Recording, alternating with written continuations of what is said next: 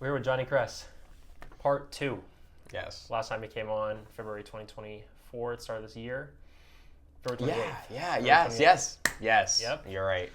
Yeah, dude, I'm really happy we could get this in because we usually do this. I mean, these are usually done online. I'm really happy this is so awesome to actually do this in person. Yeah. So 100%. I'm excited. Yeah. No, I've been like wanting to do this for sure. I definitely wanted to like ask you. Well, I kind of did, but yeah. Oh, dude, it was perfect. Yeah, you asked me, you're like, hey, we should hop on another one. I'm like, okay, well, actually, hold on. Yeah, we should do this in person. Such a good idea. And we worked it out.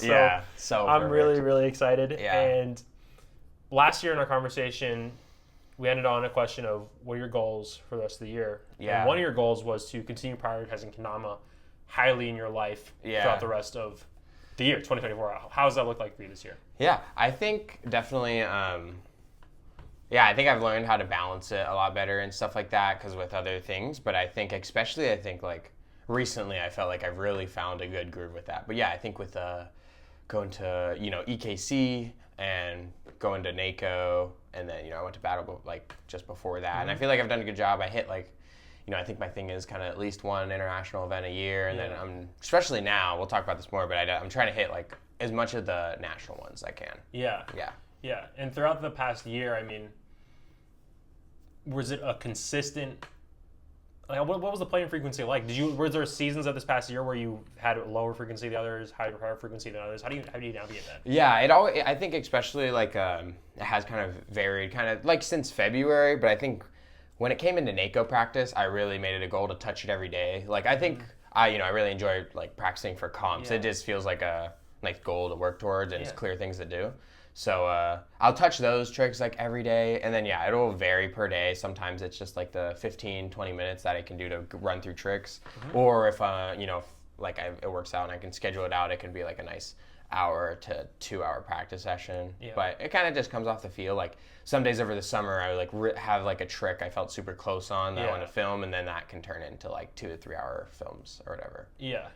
And I mean, the reason I ask you that question is also because I know a lot of people who get discouraged because they enter a season of their life where they're more busy. They aren't having as much noticeable progress as they used to have. Like not just like 6 months ago, but maybe just like 2 weeks ago, they realized they're like, oh my God, I'm really good, and I've been progressing so much, and then they realize, oh man, I'm in a slump, and and I think that's a natural thing for my personal play. Like that's a natural thing that's come and gone for the past 13 years that I've been playing. But for you, like because you're a college student, you're in a supervisor position at your job. You have these different responsibilities, and you're a high level competitor, active in the scene.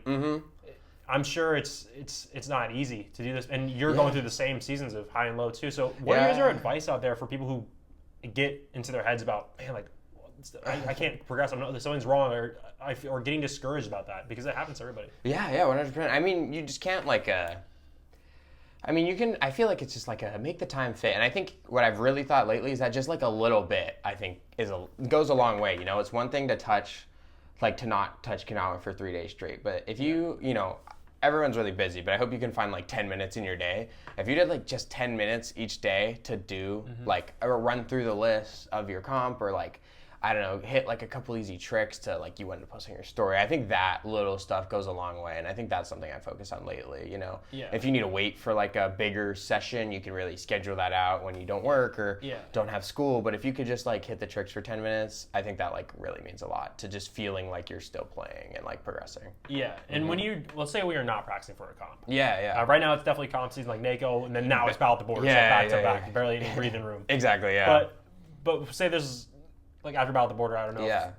Well, there's Milan Badami you're going to. So. Exactly. But okay, let's just say you enter a spiel time like 2 months, 3 months, where there's no direct competitions coming up. What do your sessions look like then? Exactly. I think it's definitely.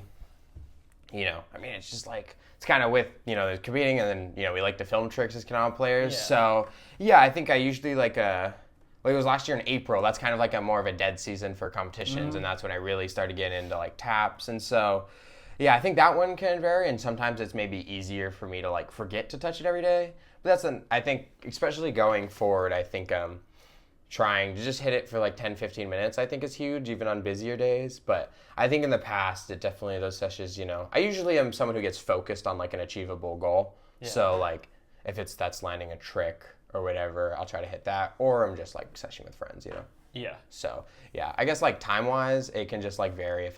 Sometimes if I just feel close, I'm like, okay, I'm gonna like do more of this, and like I really want to do this. So yeah. So it sounds like you have a couple. Like sometimes you have a couple different tricks that you really want to go for. Is that a common thing where you always have like goal tricks or like that feel good in your mind that you're like, I'm gonna hit this?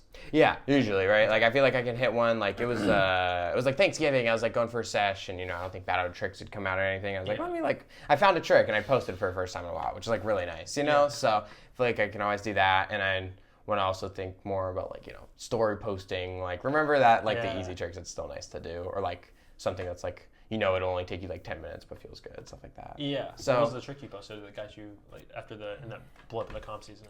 Like on my it was your dare but with 4s. Oh yeah, that was insane. Yeah. Yeah. It was the quads still. For those that don't know, it was still 4.5 out, jug quad Kens 3 times, and then the quad throw to still. So because I was actually doing a quad throw to stilt trick. And I was like, I could do the dare with 4s. Like, let me just do that because the other one was kind of hard. But yeah. Yeah, that's insane. I opened up my phone. And a lot of people actually were doing it.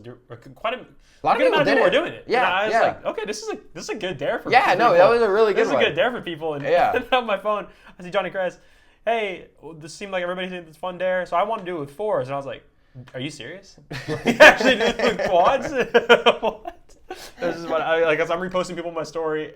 For 3s, hey, good job. And then you're like, yeah, I do it. 4s, like, oh my god, dude. But that was an amazing. That was a hype trick. Yeah. Okay, so you usually, if it's not competition season, you usually have a couple tricks in mind that are kind of guide your practice in one way or another. Definitely, yeah. Okay, cool. Yeah, and your other goal, we were talking last time, was to continue being the best player you can be. And I quote, because you said, I still feel like I'm building. I still feel like I'm building the skill, and I don't even ask you how you did because you majorly have succeeded in that this past year. You've gotten 3rd place at Battle 2024. You've gotten 3rd place at that pre-KC. Yep. You've gotten 4th place at EKC Open. Yeah. You got freestyle finals at EKC. Yep. In this past NAKO a month ago, you got 4th place in Open and top 8 in freestyle. So huge year. Yeah. Absolutely huge. Would you say this is the best year ever in your competition wise? Yeah, it's gotta be. Okay. Yeah, definitely. Yeah. I think. Sorry. But yeah, I mean, I think easily. I think I thought about that a lot lately, and we'll get into my like how things NAKO went. But yeah, the fact that I've even, maybe haven't quite won anything, maybe I haven't quite like been in the finals, but that I've been that consistent in making it in the top 4 is like pretty crazy, So. Like, when it came to, Battle, all the majors I've gotten top 4 at, which is, like, insane to think about, that I've been able to, like, consistently do that. Yeah. So, definitely, like, my best, easily. Yeah. And did you feel any, and I didn't even include all the ones that we've been doing recently online. Yeah, you have more there, too. Yeah. Yeah, I should say I got 3rd place in Asian NAKO, which, by the way, Yasu and Ryoga were the top 2, so basically he won. Yeah. I'm just going to say that right there. That was insane. Yeah. So, did anything feel like you've always been a competitor? And I mean, I first met you at NAKO, MKO 2014. Yeah. And you were already competing in the pro division there, and you were like 10. So you already always, and you got top 16 at that event too. Yeah. So you've always been a competitor. I think people have always known Johnny. Okay, Johnny's here to compete. Yeah. But this year, I mean, you just say it yourself. This year has been different. I mean, your success rate has gone way up in your placings. Yeah. What did anything feel like different this year to you? How do you feel like how you felt going into your competitions or your confidence? Was there anything different than the previous years? Yeah, I know. It's definitely interesting because I don't think like there's not like some like clear thing that made it different, but I think I've thought so much more like I maybe about like I feel like now I can tell you how I'm going to be on stage and stuff like that. Maybe I couldn't tell you before. So I think maybe just like I've battled the mental game a lot, and I've gotten eventually maybe just all the experience finally like accumulative and like kind of paid off. It kind of feels like one of those things where you keep competing, maybe you don't see it, and then it just kind of happened. Yeah. So I think I've learned a lot about myself on how I can manage, nerves and expectations on stage within myself, and so I think managing that a lot because and just in general, overall, like, skill has, like, I'm just getting better and stuff, and maybe I've, like, I'm in, like, a better tier compared to everyone else than I was before. Right. But, yeah, I think I've just thought so much, like, about open competing, and just, I think being in Seattle has been a huge game changer for, like, my Kendama environment, because, I was practicing with you a lot, which is, like, those, like, comp records are pretty similar to, like, what you'd see from you, Oh, yeah. So, I think just, I'm around so many Kendama players here, and that probably was just, like, a huge uptick to, like, inspire me to really do good. Yeah. Yeah. I mean, I wanted to, like, that makes so much sense. I mean, your environment, it's better. And I thought you were about to go into, like, the weather there. Like, for Hawaii and Seattle, I mean, is that a big difference or not really? In terms of the climate? Like, do you prefer playing in, like, cold? Or, oh, no. Yeah. I mean, Hawaii is, like, definitely better. I mean, it's, like, sometimes, like, too hot and sweaty and stuff like that. But, I mean, I think we think about it, like, everyone from Hawaii is, like, good. Yeah. And I honestly, like, totally attest that, too. They can play year-round, like, no problem. Like, I don't like playing inside, Yeah. So, like, whenever you can have days, it's nice. But, like, you don't even question that in Hawaii. So, they just have more time to play and easier access to it, Yeah, totally. So, no, that makes sense. But, I mean, I don't think, like, climate-wise specifically, but I think just, like, I'm around so many players that are progressing because they're so new and they're progressing in competition and they want to do good. And I think I've kind of, like, back in 2022 when I first moved here, I felt like, okay, like, I can do this too. Like, they're hitting their first, like, lighthouse flip. Like, I can hit my, first 10 tap or something, Yeah. But I think, it just inspired me a lot to progress. And I think I've really tried to take away something from every event I go to think about how I can improve at the next one, whether it's just mentally, maybe a practice thing. But yeah. And you mentioned that now you feel like you're in a, relative to other players, where you are in, like, the tier. You mentioned, like, tiers. Like, it's higher than it has been. I think that's what it is. Yeah. So is that where how much confidence does that give you? Because that's got to feel pretty good. I mean, you're putting in the work, you're leveling up. Yeah. And you're going to these events. I mean, NAKO 2024, right? Like, go to these events. Even in comparison, for what I see, even in comparison to the Japanese players there, like, you're still in that upper echelon of players. You're in that top tier group, and I think based on what you just said, you feel that too. You can compete with the best because you've literally proven it time and time again. Yeah. I mean, how does that make you feel now? I mean, you've always been good, like, but recently it's it's just gone up a tier and, like, so consistently, which is so cool to think about. Yeah. And I think, I mean, it's just a huge confidence boost to think, back at, like, NAKO 2022 was probably, like, my first big, like, placement in a major comp. Huge. Getting second was crazy. And I think that's like, wow, like, it's just like I really can, Yeah. It's hard to believe it and see these players who maybe I think are better than me or whatever. It's like, that, and especially with Nouns and NAKO and all these Japanese players coming out, it's like, dude, how are, like, any U.S. players gonna, like, do good? And obviously, like, Japanese took both divisions, but still all the podiums are filled with Americans, you know? So it's like, I just kind of believe, even though, it seems good. Even Asian NAKO felt really good. Oh my God. Like, the fact that I honestly, getting third there has got to be one of my biggest accomplishments. And I even felt like I played, like, at least Yasu in a solid match, too, which he was, for everyone that hasn't seen it, did you post the final? Dude, not yet. Dude, yeah. Wait.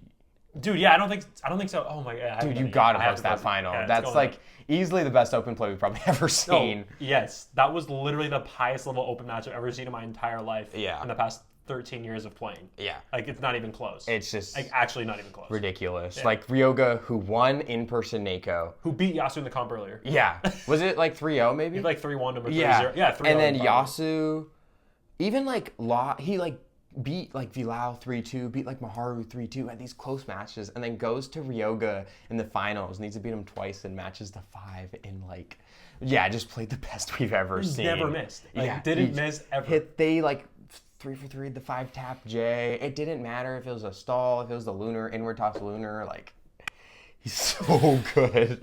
And that one, because looking at that bracket, it's just like, dude, everybody's so good. You look at the bracket, it's like, dude, this is stacked. Yeah. Like, this is some real, I mean, that's the highest level of play. You go to KWC, every average player there is literally a high-level pro. Yeah. In, like, relative terms to, like, the entire world. Like, high level. Yeah. And all entering here, and Johnny gets off work early. It's midnight. Bro just goes to freaking turns it on, gets third. Like, that's insane. They're all playing at, like, 7. They're all playing in the morning or whatever time it is over there, or like the early evening, and dude, you got third. So that's a huge placement. I mean, like that's insane. That was so good.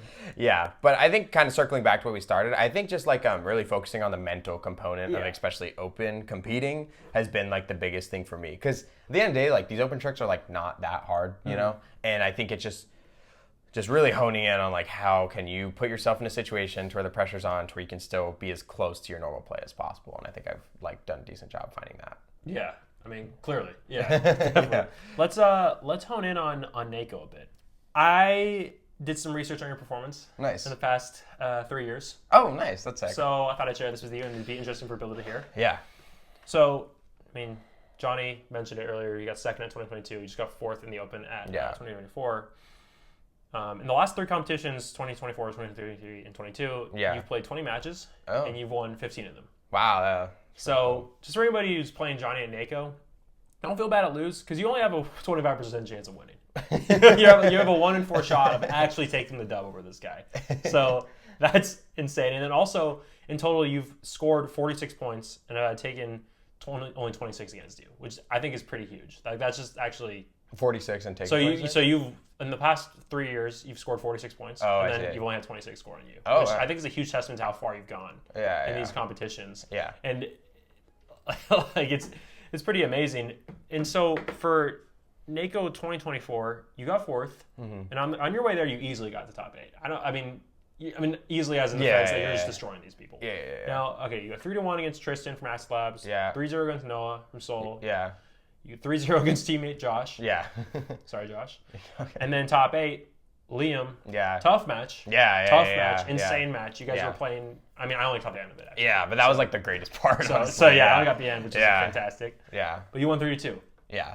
And then, you lost to Edwin in the semis 1-3. Yeah. And Edwin, speaking of Edwin, he, I interviewed him after the competition, and he talked about that storyline of you guys playing 2 years ago at the comp he took second at NAKO 2022. Yeah.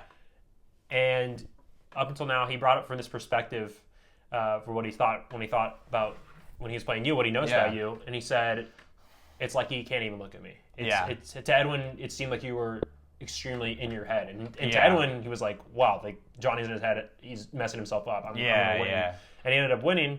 But what do you have to say about that? Yeah, it's definitely interesting to hear, and I think there's like a balance of it. Because I think like, I'm like super reserved on stage, like I don't even like look, and I just focus on my thing. And Edwin before was like all over the place, and kind of like super happy, and he kind of like reeled it in, Which definitely, and I was kind of thinking one of my main things after, I was like, okay, like Edwin kind of showed he probably like needs to be a little more likely like me, and maybe I need to be like a little more like him, like on stage, And I think of one thing, a big NAKO, like big picture thing about NAKO I thought about myself is I just like I did just have too much pressure, like because I really like I was kind of maybe like, cause obviously I want to win. I was like, I got to have that expectation to win, and it's one thing to have that expectation, but it's one thing to be like so hard on myself if I lose, It was definitely, I got to the point where I was too scared to lose, and where that overcame like my hunger to win.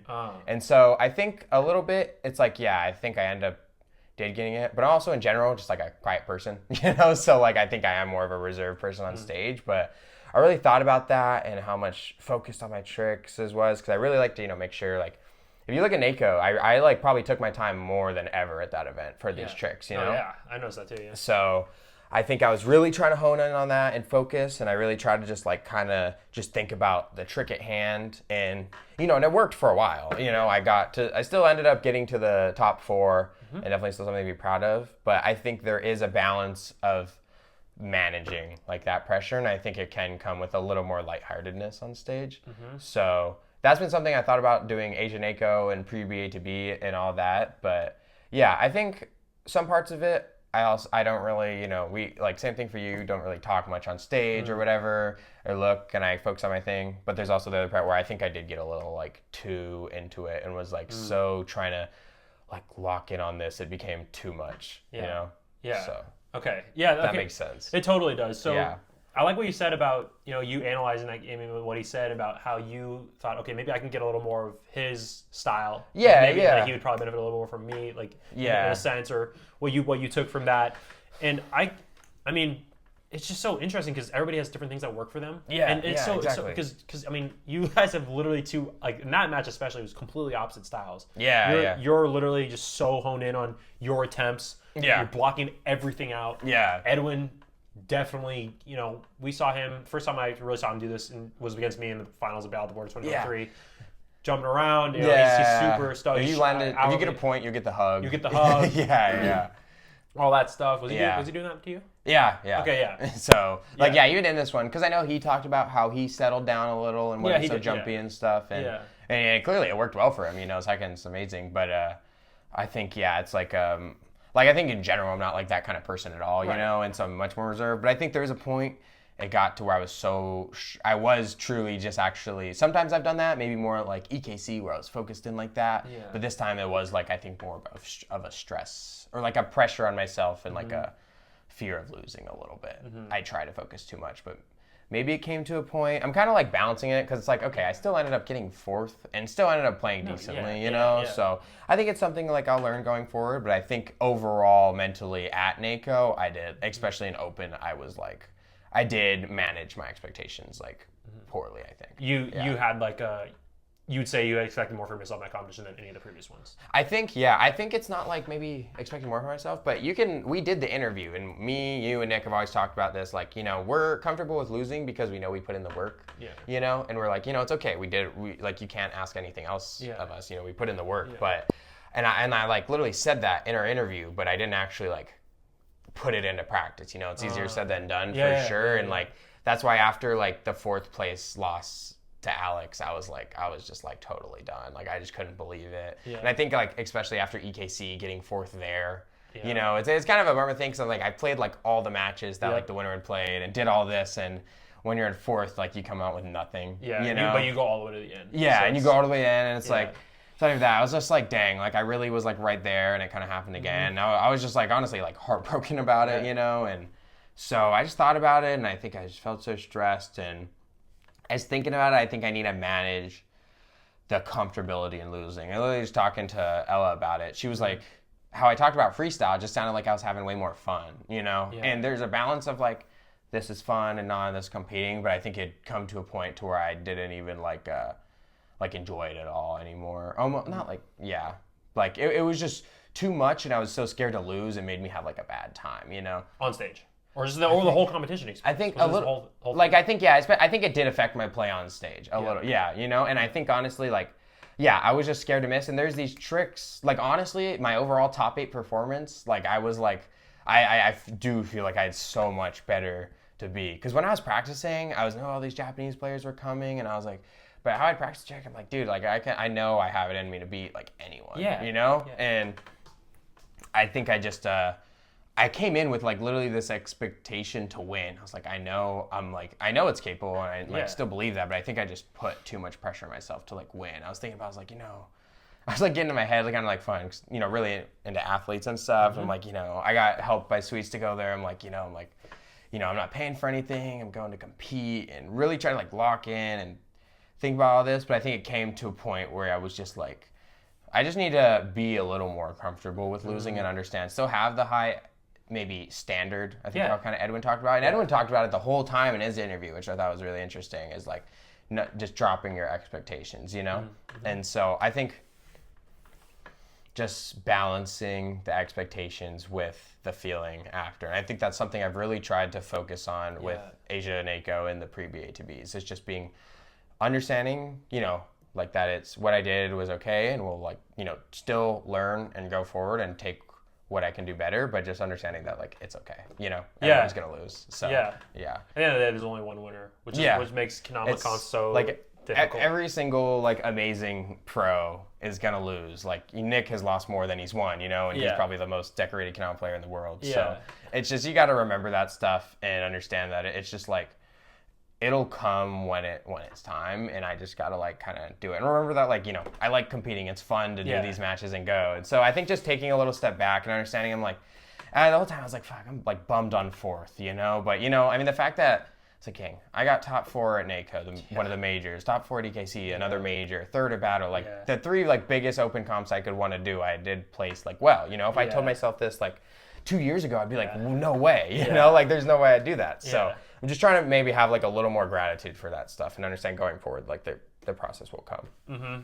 No, I really like, dude. That's such a mature, like that's such a, I can just see the mature, like literally in the past like month, like I can see like how you talk about that. You definitely, that's a higher level of maturity that most players haven't even gone through yet because they don't, getting that consistent result, you know, these 3rds, 4th, high placements. Yeah. I mean, of course it's bittersweet. I mean, you're there to the end. Yeah. But to have you have that takeaway, I mean, I really commend that because that's, a lot of people, it would be easier for people to, and a lot of people have done this in the past, get down and out about it, like curse, like maybe blame something other than whatever, and so not take accountability, whatever, and not have the self-awareness to actually just say what you just said. So I think that's amazing, and I really like what you said about the like having a higher, continuing to have that high standard. Yeah, you know, 'cause it's not like things weren't exactly working out for you before because you were still getting these good results. Like, consistently. You know, it's not like, it's not like this. It's not like you made a mistake exactly by having.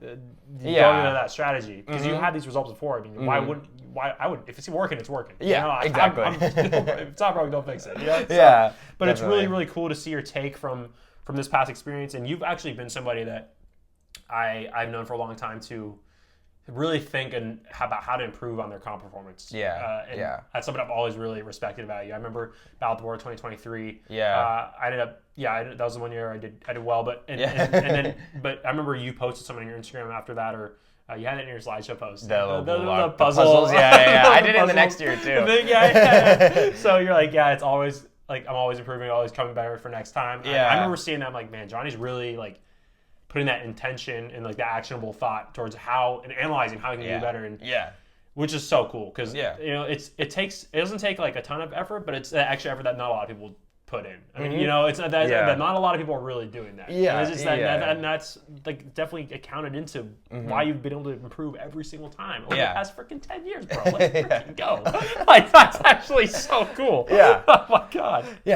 Just like a quick thing on that. It's like easy to beat up yourself about that stuff, you know, and all you're gonna do is focus on your misses. But you know, I'm not gonna, and I'm like, remember like that match against Liam I had, that was like awesome. You know, I took it down to 2-2 and I hit that like penguin bird chick 3 times. Like if anyone did that against me, I'd be like, what the fuck? You know? So I just gotta remember there's a lot of good things I did. I even tell like I called Drew the other day and I know he lost first round in the pre-BATB and I know he's bummed, but I was like, dude, Drew, like like, I know you never would have ever thought you could compete in Am Open, you know? Like, I was like, if I asked Drew a year ago, are you going to do Am Open? He'd be like, no, like, I can't do that. But, like, you just got to take, like, whatever you can. Because there has so much we all do as Kendama players that we progress at that I think people forget about easily. You know? Like, recognize take a look. I think what you're highlighting is just recognizing the wins you've had in your journey so far. Like, take a look back, and then, yes, the result in the moment you might have some emotion about it now, of course.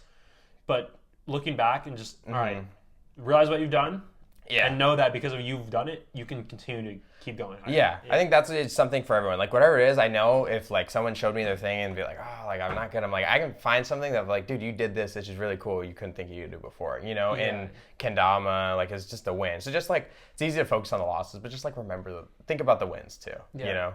So like. Totally. Man, I freaking love that. I'm so excited to see you compete in Battle of the Border this next coming year. It's gonna be awesome. And then actually I want to touch on one more thing from that. The practice strategies that you guys have. Maybe not the mental, but you and Edwin actually his practice strategy he mentioned he puts in the work before the comp, you know, he's going hard. But during the comp he's like, I don't even touch the tricks. I don't even do them. I barely even touch them. Because I'm not gonna get any better at them. Now that I'm here, I'm just not even going to do them. And of course, you're a person who does definitely practice the tricks on the day of.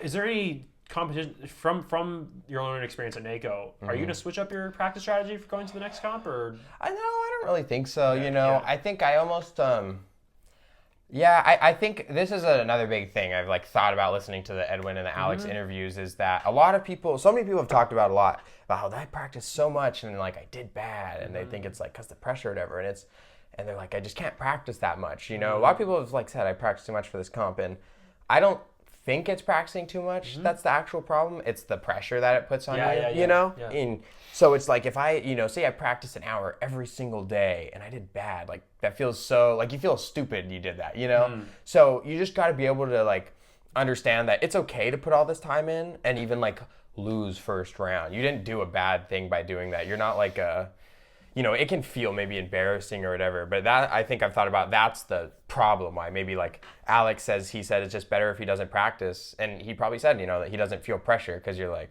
if he loses, like, I don't care, I didn't practice, you know? But so I think, of course, I think practicing is better, but I think just being able to have the comfortability of practicing a lot and not getting the results you want, you know, I think that's the part that like as I think about how like my practice works or whatever. So I want to still practice a lot.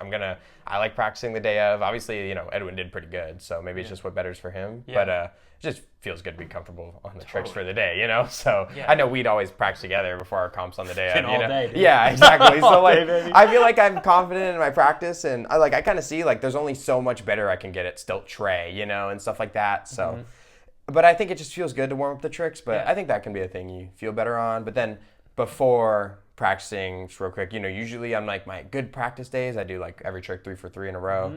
And then on maybe days I'm more busy, I thought about for NAKO, just run through them once. It really doesn't take that long, you know? So yeah, I think I still want to like be able to practice. I think it's just the comfortability of being able to lose with all the practice you put in. I think that's the hard part. And maybe if you can't do that, if you gonna feel too embarrassed or dumb because you practice this much, maybe you can tone it back if that's better for you. Yeah. You know? To try different things out. Yeah. You know? I think that's like, I guess what makes practicing too much the problem. It's not like actually like practicing, it's the mental part of it. Totally. Yeah. I completely agree with you. And one thing you highlighted on there, you said, okay, you know, practice for NAKO on a good day, I'm gonna go through the tricks 3 for 3. Yeah. But regardless, even if it's a busy day, I want to get him at least once, just one time. Yeah. So you definitely have a highlight on consistency, just touching the tricks. Like, you've definitely talked to me about that. Like, I just want to touch the tricks. Every day. Exactly. Yeah. So the consistency is a big part of it. And I just want to highlight this one last part again. You said, so you would say that even if you practice a ton, and you don't practice, and you don't ever achieve a good result, like say you lose first or second round. Would you say that's would you say that is or is not a waste of a person's time? Yeah, and that's the thing is I think a lot would say, but I'm gonna say like no, because I guess, you know, I was playing Kendama and that maybe it didn't work out for that comp, but all that Kendama playing is making me a better player. You know, so just take what you can. You know, I got to play all this Kendama, and it's making, you know, it's just like if you think you play an hour every day, you're gonna be better. You know, so if it's not going towards that event and didn't work out, it went towards my overall Kendama skill. You know, because open tricks get repeated a lot too, you know? So like, and just having consistency. So it's not a waste of time. Yeah. That's the way to take, which is a hard thing to say, but that's what you should be taking out of it. Yeah. I think that's a really looking like big picture. Yeah. It's not because at the end of the day, these people, I mean, for players, it's not like they go to like let's say NAKO of 2024. It's not like they're ever. That's people's like last comp. You know, like last comp of their life. You know, it's not like, oh my god, I'm done. I'm never going to Kendama competition after this again. There's gonna be more opportunities. I like that perspective because you're right. It is hard to look longer term because in the short term it's like, man, like oh my god, if you lose first round, it's like oh my god. You might think like I suck, like, you know, or whatever. But to have that perspective, I think it's really refreshing. So yeah, definitely. That's awesome. Yeah. I wanna talk about pre-BATB 2 and all of that, but I actually would love to split that up in between talking about top 10 Kendama players. Let's go over the we did top 10 Kendama players last year, and we did that with a couple different people. You know, last year it was a big topic conversation. We did a couple conversations in a row on GPOD that were highlighted it. And your last year we did you, and your list was number 1 Takia, 2 Tiblex, 3 Alex Mitchell, 4 Madi, 5 Ryoga, 6 Nick, 7 Edwin, 8 Maharu, 9 Yasu, and 10 me. And then you put yourself, you're like, I think I'm in top 20. Even last year, I was just laughing about that. But so how has that list changed this year? Yeah, it's definitely interesting. I'll pull up my quick notes app, and I think we kind of talked about it with Nick recently. I think there's like 2 tiers of like those top players, you know? And so, you know, it's a little different because, like, you and Nick aren't really, like, kind of competing now. Like, probably if you did, you'd be in there, but, like, it's not really no point in putting you guys in there. Yeah. So, and then, like, Tiblex, he doesn't really play. Yeah. His frequency of play is way low, too. Yeah. So it's, like, kind of there's, like, probably a few players who, like, maybe would be in here, but, yeah, so you just got to take them out if they're not playing, of course. But, so I think there's the 4 that kind of Nick mentioned. I think my order is, like, Takia, Ryoga, Yasu, and Madi. You know? I think Takia is just, like, the best. You know, you can't really take anything from it. Did you see his live stream yesterday? No, I saw you guys post some like late sling trick or something from it. I saw your story super fast, but I didn't get to watch it. But yeah, his live streams are stupid. It was insane. Yeah, I think Takia is just like, I mean, yeah, he's just the best. You know, like even like Ryoga beating him, that's like an upset at KWC and stuff like that. So I think it's just Takia, and then I think there's not much to say. Like I think after that you can kind of mix wherever. I take Ryoga like second, you know. Yeah. And then I think, like, I don't know, maybe, like, I think people, I don't know, Madi's really good. You know, he kind of almost could be moved up. And I wonder if it's maybe we haven't, like, I don't know how he did at KWC. I'm sure he did good. He got third. Did he get third? Yeah, of course. So, like, I mean, you could probably even put, like maybe if you really wanted to, you could maybe say Madi was better than Yasu. But Yasu is so good, too. So I'll just do Yasu, Madi. I think that's, like, about the... Yeah. And what do you think about, so for Takia... It sounds like, he's in his own league there. Yeah. What do you... And last year, we were talking about how Ryoga, like... Oh, yeah, I think this year it could be different. Like, Ryoga's definitely going to be in the top spots, and obviously he proved himself. Yeah. What would you say, I mean, from your perspective, Takia, Ryoga, Yasu, what's the skill, like, difference between the two? How far do you think is between each level? Like, what from your perspective? Yeah, I mean, I know, it's hard to think that, because I feel like we're usually the people who, like, others can't tell the difference. But like we know where these players rank, but like for us it's kind of hard because we're literally not on that level, you know. So like how big difference? I mean, I feel like it is still like a decently marginal gap is my guess. Like I obviously don't play with them, you know, but I feel like Takia could genuinely like do like any trick he wanted to. Yeah. And Ryoga's kind of pretty close, but I mean I think it's a sizable enough gap to say that Takia is better. You know? I agree. Yeah. So I don't know, like. I know Ryoga did that, the 4 6s, 12, 4 6 taps, and then Takia went and did it with the 8s. Yeah. And I bet if you asked Takia to do it with 10 and 20, I feel like he maybe could. You know, I mean, probably totally could. That would be incredible. Yeah. So like, and I don't know. We don't see them play enough, and it's almost a little hard for me to like comprehend that amount of skill. But I think a sizable gap is like how I'd say. Yeah. But between Ryoga and Yasu, so you have Ryoga second, Yasu third. Embodied. Yasu, I mean, listen, last year you had him at 9th, and now he's at 3rd. What really changed for you there?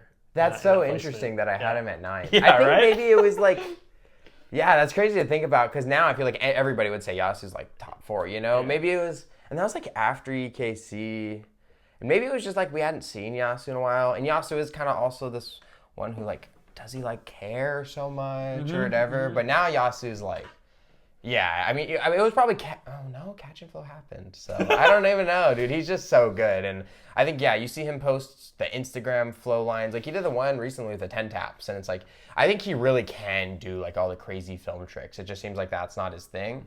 But he does still play enough. And, like, seeing him at literally Asia NAKO, like, he's shown easily that he has that top tier level to beat Ryoga, you know? Yeah. There, like, you could even, you know, that's a case alone to where if you wanted to put Yasu higher. He just literally slaughtered him. Yeah, you know, to, like, literally the winner of NAKO. Yeah.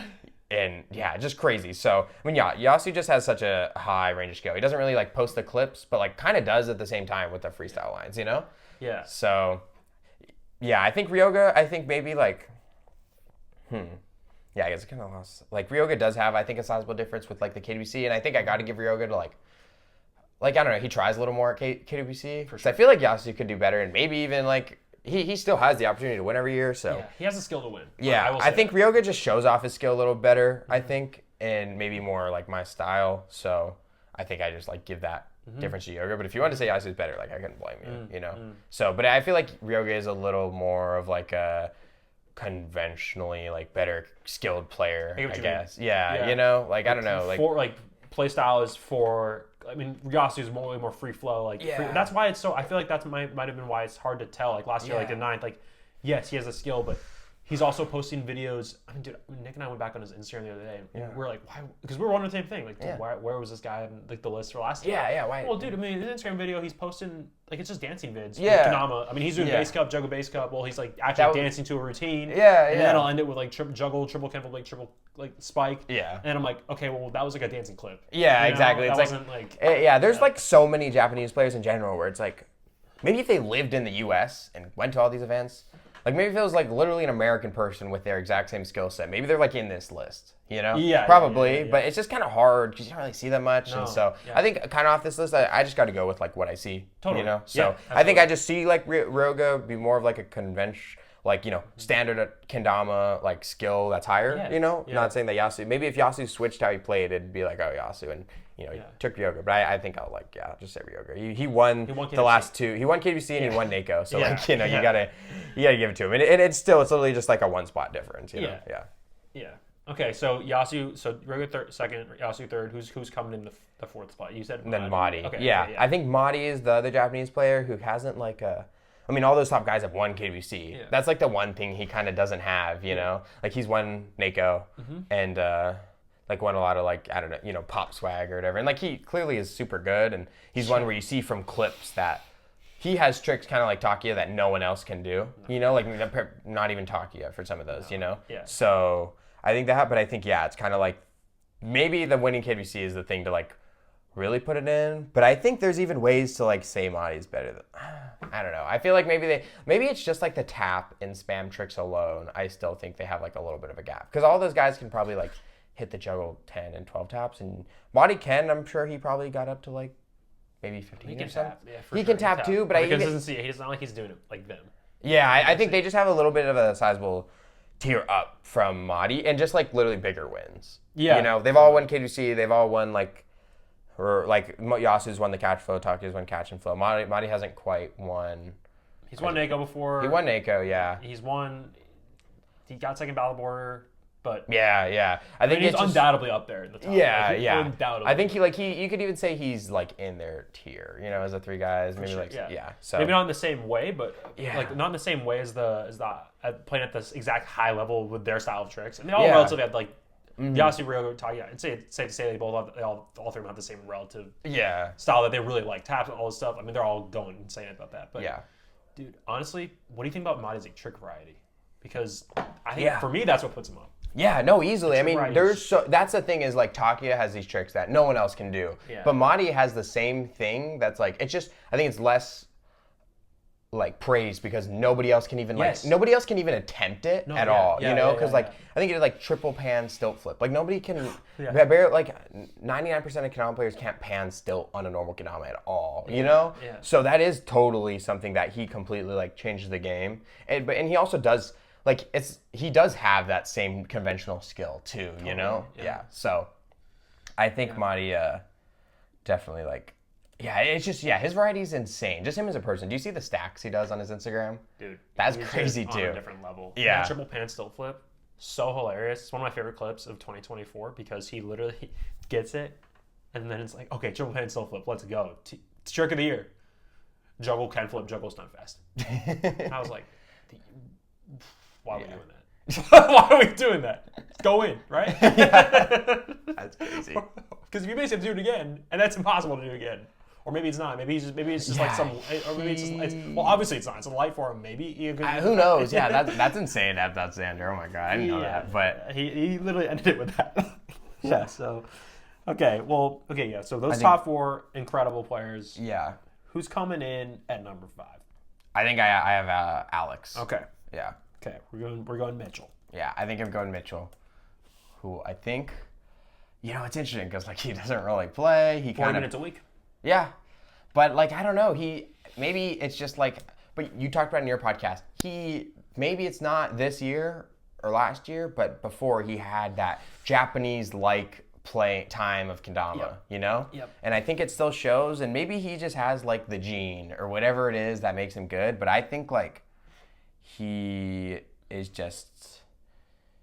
Yeah, I think his tricks are super hard. He can do so many of these tricks, and I think he's one who kind of doesn't show it as much. So I question putting him, but he took Ryoga 3-2, and I bet that match was super. Or he lost to Ryoga 2 to 3, but like he was the closest to beating him, and like I don't know how that match went. I don't know if you watched it, but maybe totally could have gone the either way. Yeah. Maybe that's my guess. I mean, when it's 2 to 2, it always can, Yeah. So like I think he's just like so good at open, and I think he has the tricks. I think he doesn't even play, but I still think got to give him like his credit. I think I still put him in like a tier above, like basically the rest of people like Edwin, me, Miguel, Jacob, Maharu, whoever you want to put. I think he's still like kind of, I don't know. Yeah. And well, it's interesting because he's such an anomaly in the sense that, I mean, you really don't see that these type of performance results with the frequency of play that this guy's doing. Yeah. Currently. Yeah. Of course, we said. Of course, we talked. Me and him talked. And he's like, yes, I played 8 hours a day for many years straight.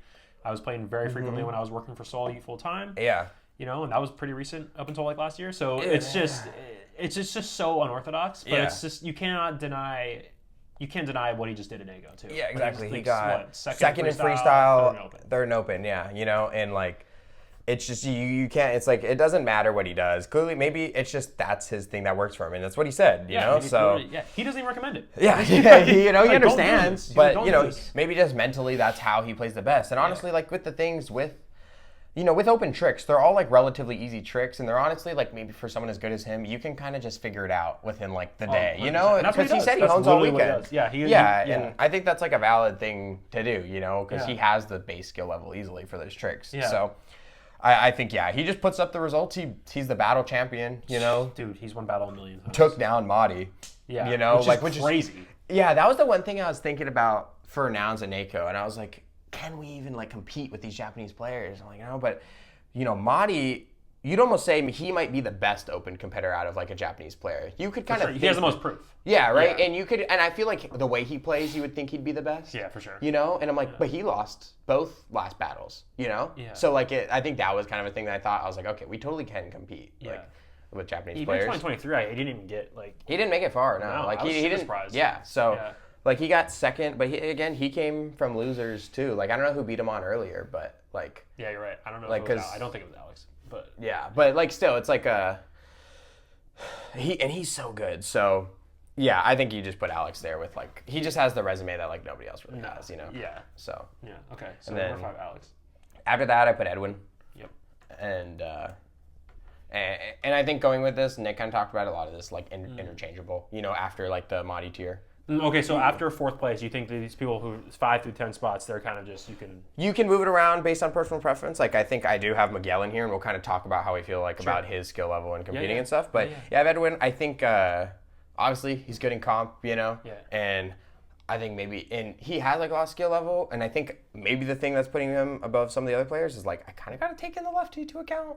Yeah. It's like how do you really do that? Yeah. But I think Edwin's just done so much, and he's beat like he's won. He got second at battle, won the online NAKO, got second at NAKO again, and he's really putting on these like the highest level of like comp performances. And he films like all these crazy tricks, and probably has like the most variety of almost anyone in this top 10.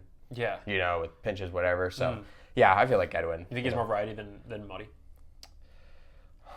Yeah, I don't know. That's what I was kind of. That was the person I thought of, but like maybe in some ways, because I don't think Madi has the level of like pinching that he does. I know Madi can do that too. Yeah. So yeah, I don't really know. Maybe like at bare minimum, it's like pretty close. Yeah.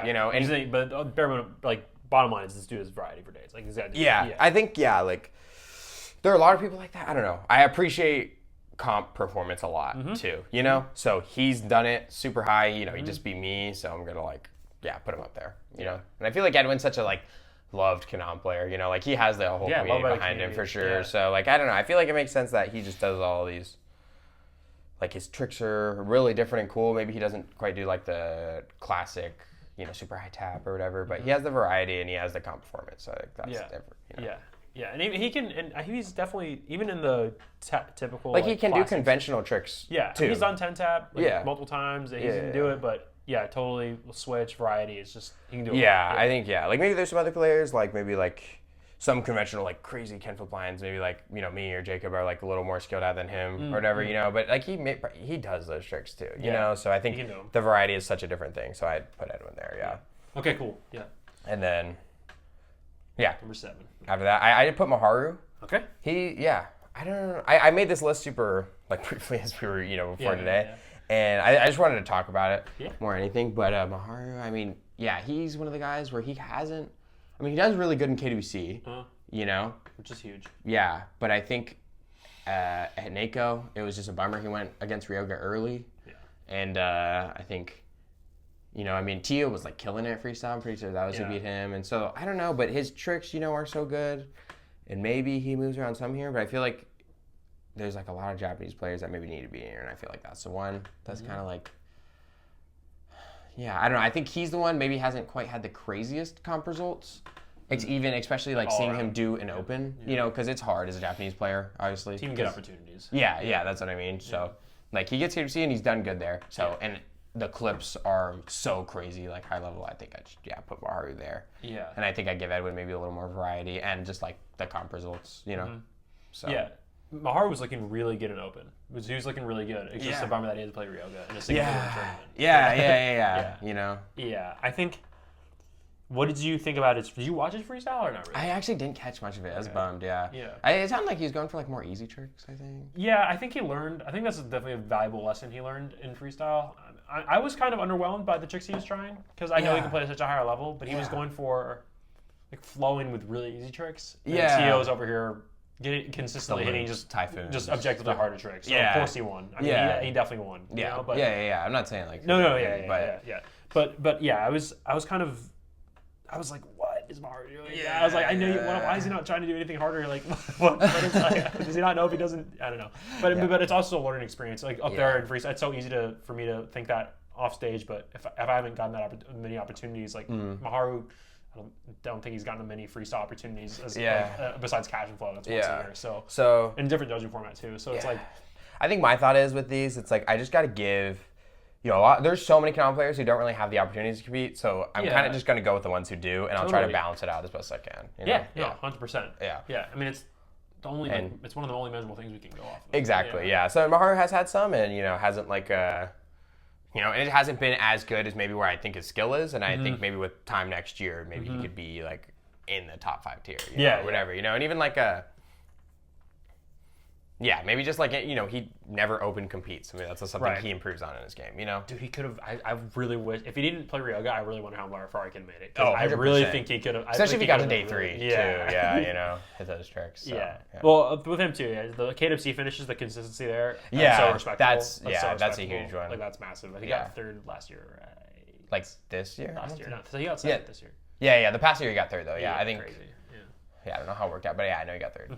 Yeah, really good player. Yeah, really good player. Definitely. Okay, number 8. After that, I did put me. Let's go, Kress. That's a big improvement from last year. Let's go. Not in the top 10 last year in your own list. You said you think you're in the top 20. Now we're at number 8, baby. Let's go. I don't know. I don't like putting myself in things like this, because I feel weird. I get it. Yeah, so I don't know. I just put myself here and then understand that everyone can interchange where they want. And I don't know. I've consistently hit some of the comp performances now. Yeah. Where I'm doing pretty solid, and I mean, we don't need to talk much about this, and I don't know. I've like hit some tricks on Instagram, like the taps and stuff. Totally. So yeah, I think that's just where I put myself. I think you can move around however you want, but I think with the balance of like the tricks I do on Instagram and like been consistently doing good and like open and stuff, I think it's like a fair ranking. Yeah, and like a lot of people go to mini competitions throughout the year. You've gone to BATB this year, in-person competitions. You've gone to BATB, EKC, and NAKO. NAKO, that's it. Yeah. And then you're capitalizing on all these opportunities, so that's massive. And they're also the biggest comps, so it's huge. And I understand what you mean about, obviously, it feels weird to put yourself on the list and to talk about like yourself. But at some point, it's undeniable, to be honest, because it's like if you ask any of these players ahead of you if they have other top 10 lists, you think any of them would take themselves out of it? Probably not. They would put themselves in for sure. So like, at some point, it becomes just undeniable. I mean, that's awesome. Okay, number 8, J. Kress, baby. Yeah. Let's go. And then after that, I do have Miguel. Okay. And I don't know. Miguel's such an interesting one because he doesn't really try to like hit that hard of tricks. Whatever he does film, he has like probably posted 1 time this year as the triple stilt insta trip tray. It's like, banger or whatever, and I think you kind of talked about it. You're like, you weren't sure how to rank him, but I think there is a value in the consistency that he has at the open level. Like, I could say I'm better than Miguel at taps or whatever, and like some of these, the like higher, getting to like, I'm better at like Miguel at like hitting 14 tap, but he might possibly be better than me at like hitting like 3 tap 3 times in a row or something like that, and I think that's such a valuable thing. He's figured out the mental part or whatever about open. For sure. Clearly. And, freestyle, he's really good too. So I think he hasn't quite done it at a big comp yet. Like he got 4th in freestyle and top 16 at NAKO. Yeah. For open. And then, I don't know. I mean, he, beat me twice in the final the past PRE-BATB and like, won both of those, and he wins like almost every comp he goes to, So I think there is such a like high value in being so consistent at the open tricks, So I think like you could pick a lot of other players that maybe can do tricks that he couldn't film, but I think there's a lot of players that could do that and he would like beat in an open match, So basically you're balancing between, I mean, you said yourself, you're taking the competition aspect in heavy throughout this whole list because it's one of the only things we can measure now personally. And what's placing him at this number 9 spot is his consistency in these comps. Yeah. Even though, and not to say, you're not even saying that his skill level, raw skill level is not even, it's not bad. It's just compared to the rest of these players, it's just. Yeah. It sounds like you don't think he's like in the same level yet, raw skill wise. Yeah. And I think, maybe he doesn't even like focus on that or whatever. Yeah. And he does. Yeah, I think just his raw skill maybe comes from being more consistent. Like if you asked him to do a 45-second freestyle without missing, he'd probably do it first try. If you asked me to do that, like it would take me a little bit. Even if I'm going for the easy tricks, Yeah. He just kind of has it figured out to where he's so good at hitting this, maybe like a, something of a lower level trick 10 times in a row to where like, maybe I or some of the other players, maybe couldn't as well as him. But they could hit the super hard trick one time, like more than he could, if that makes sense. And I think you kind of balance out like what is harder. What's harder, like hitting triple Alice flip 10 times in a row, or like hitting, I don't know, like 6 once. Yeah. I think that's kind of a thing, and I think Miguel comes in. He's so consistent that what makes him so high skill. Yeah, the consistency. Like his foundation is definitely extremely solid. Yeah, his foundation is so good, and he just knows how to compete, and he beats. Yeah, I mean he's just. All these opening comps, like the fact that, why he's so good, it's just like simple. He goes all the comps and he gets the practice, he's going to win. And he's just like, he's so good at what he does well in open competing and freestyle competing, Yeah.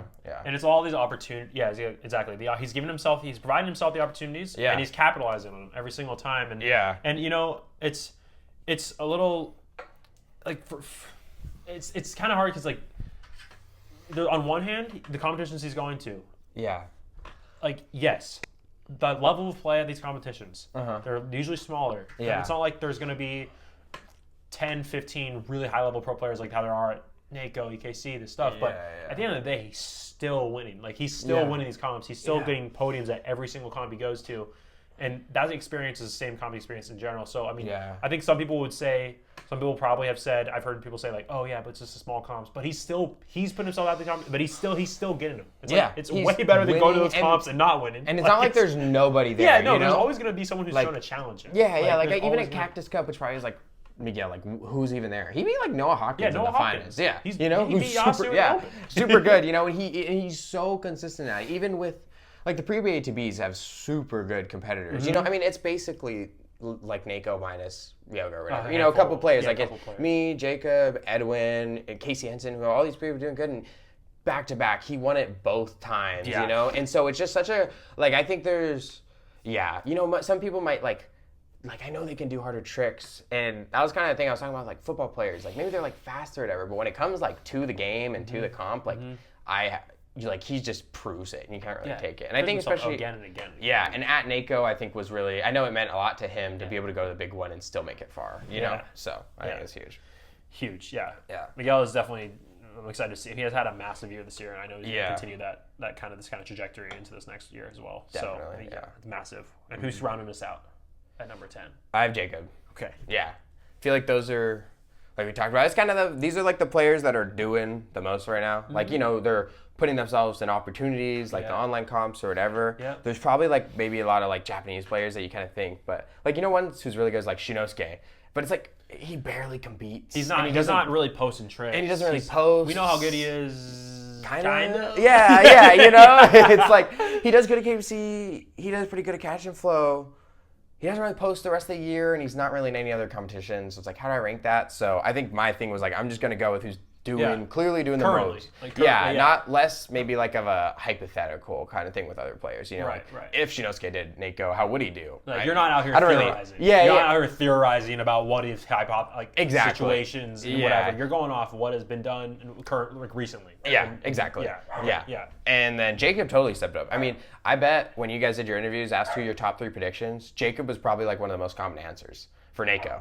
Right? Yeah, which is a crazy thing. That's probably like never happened in a comp before, And he's just clearly shown in his tricks that he's taken a step up. Like I just feel it, I look at Jacob like a little differently as a player now, and I'm sure you guys do too. It's just like he's much more of a force to be reckoned with, and so I think he has the high level skill of tricks easily. 100%. He has a lot of variety too, and then he's kind of shown it that he can like really do it in competition, I think, especially in the pre-NAKOs, and then doing it in person, getting 3rd in freestyle and top 16 in open, which is like huge.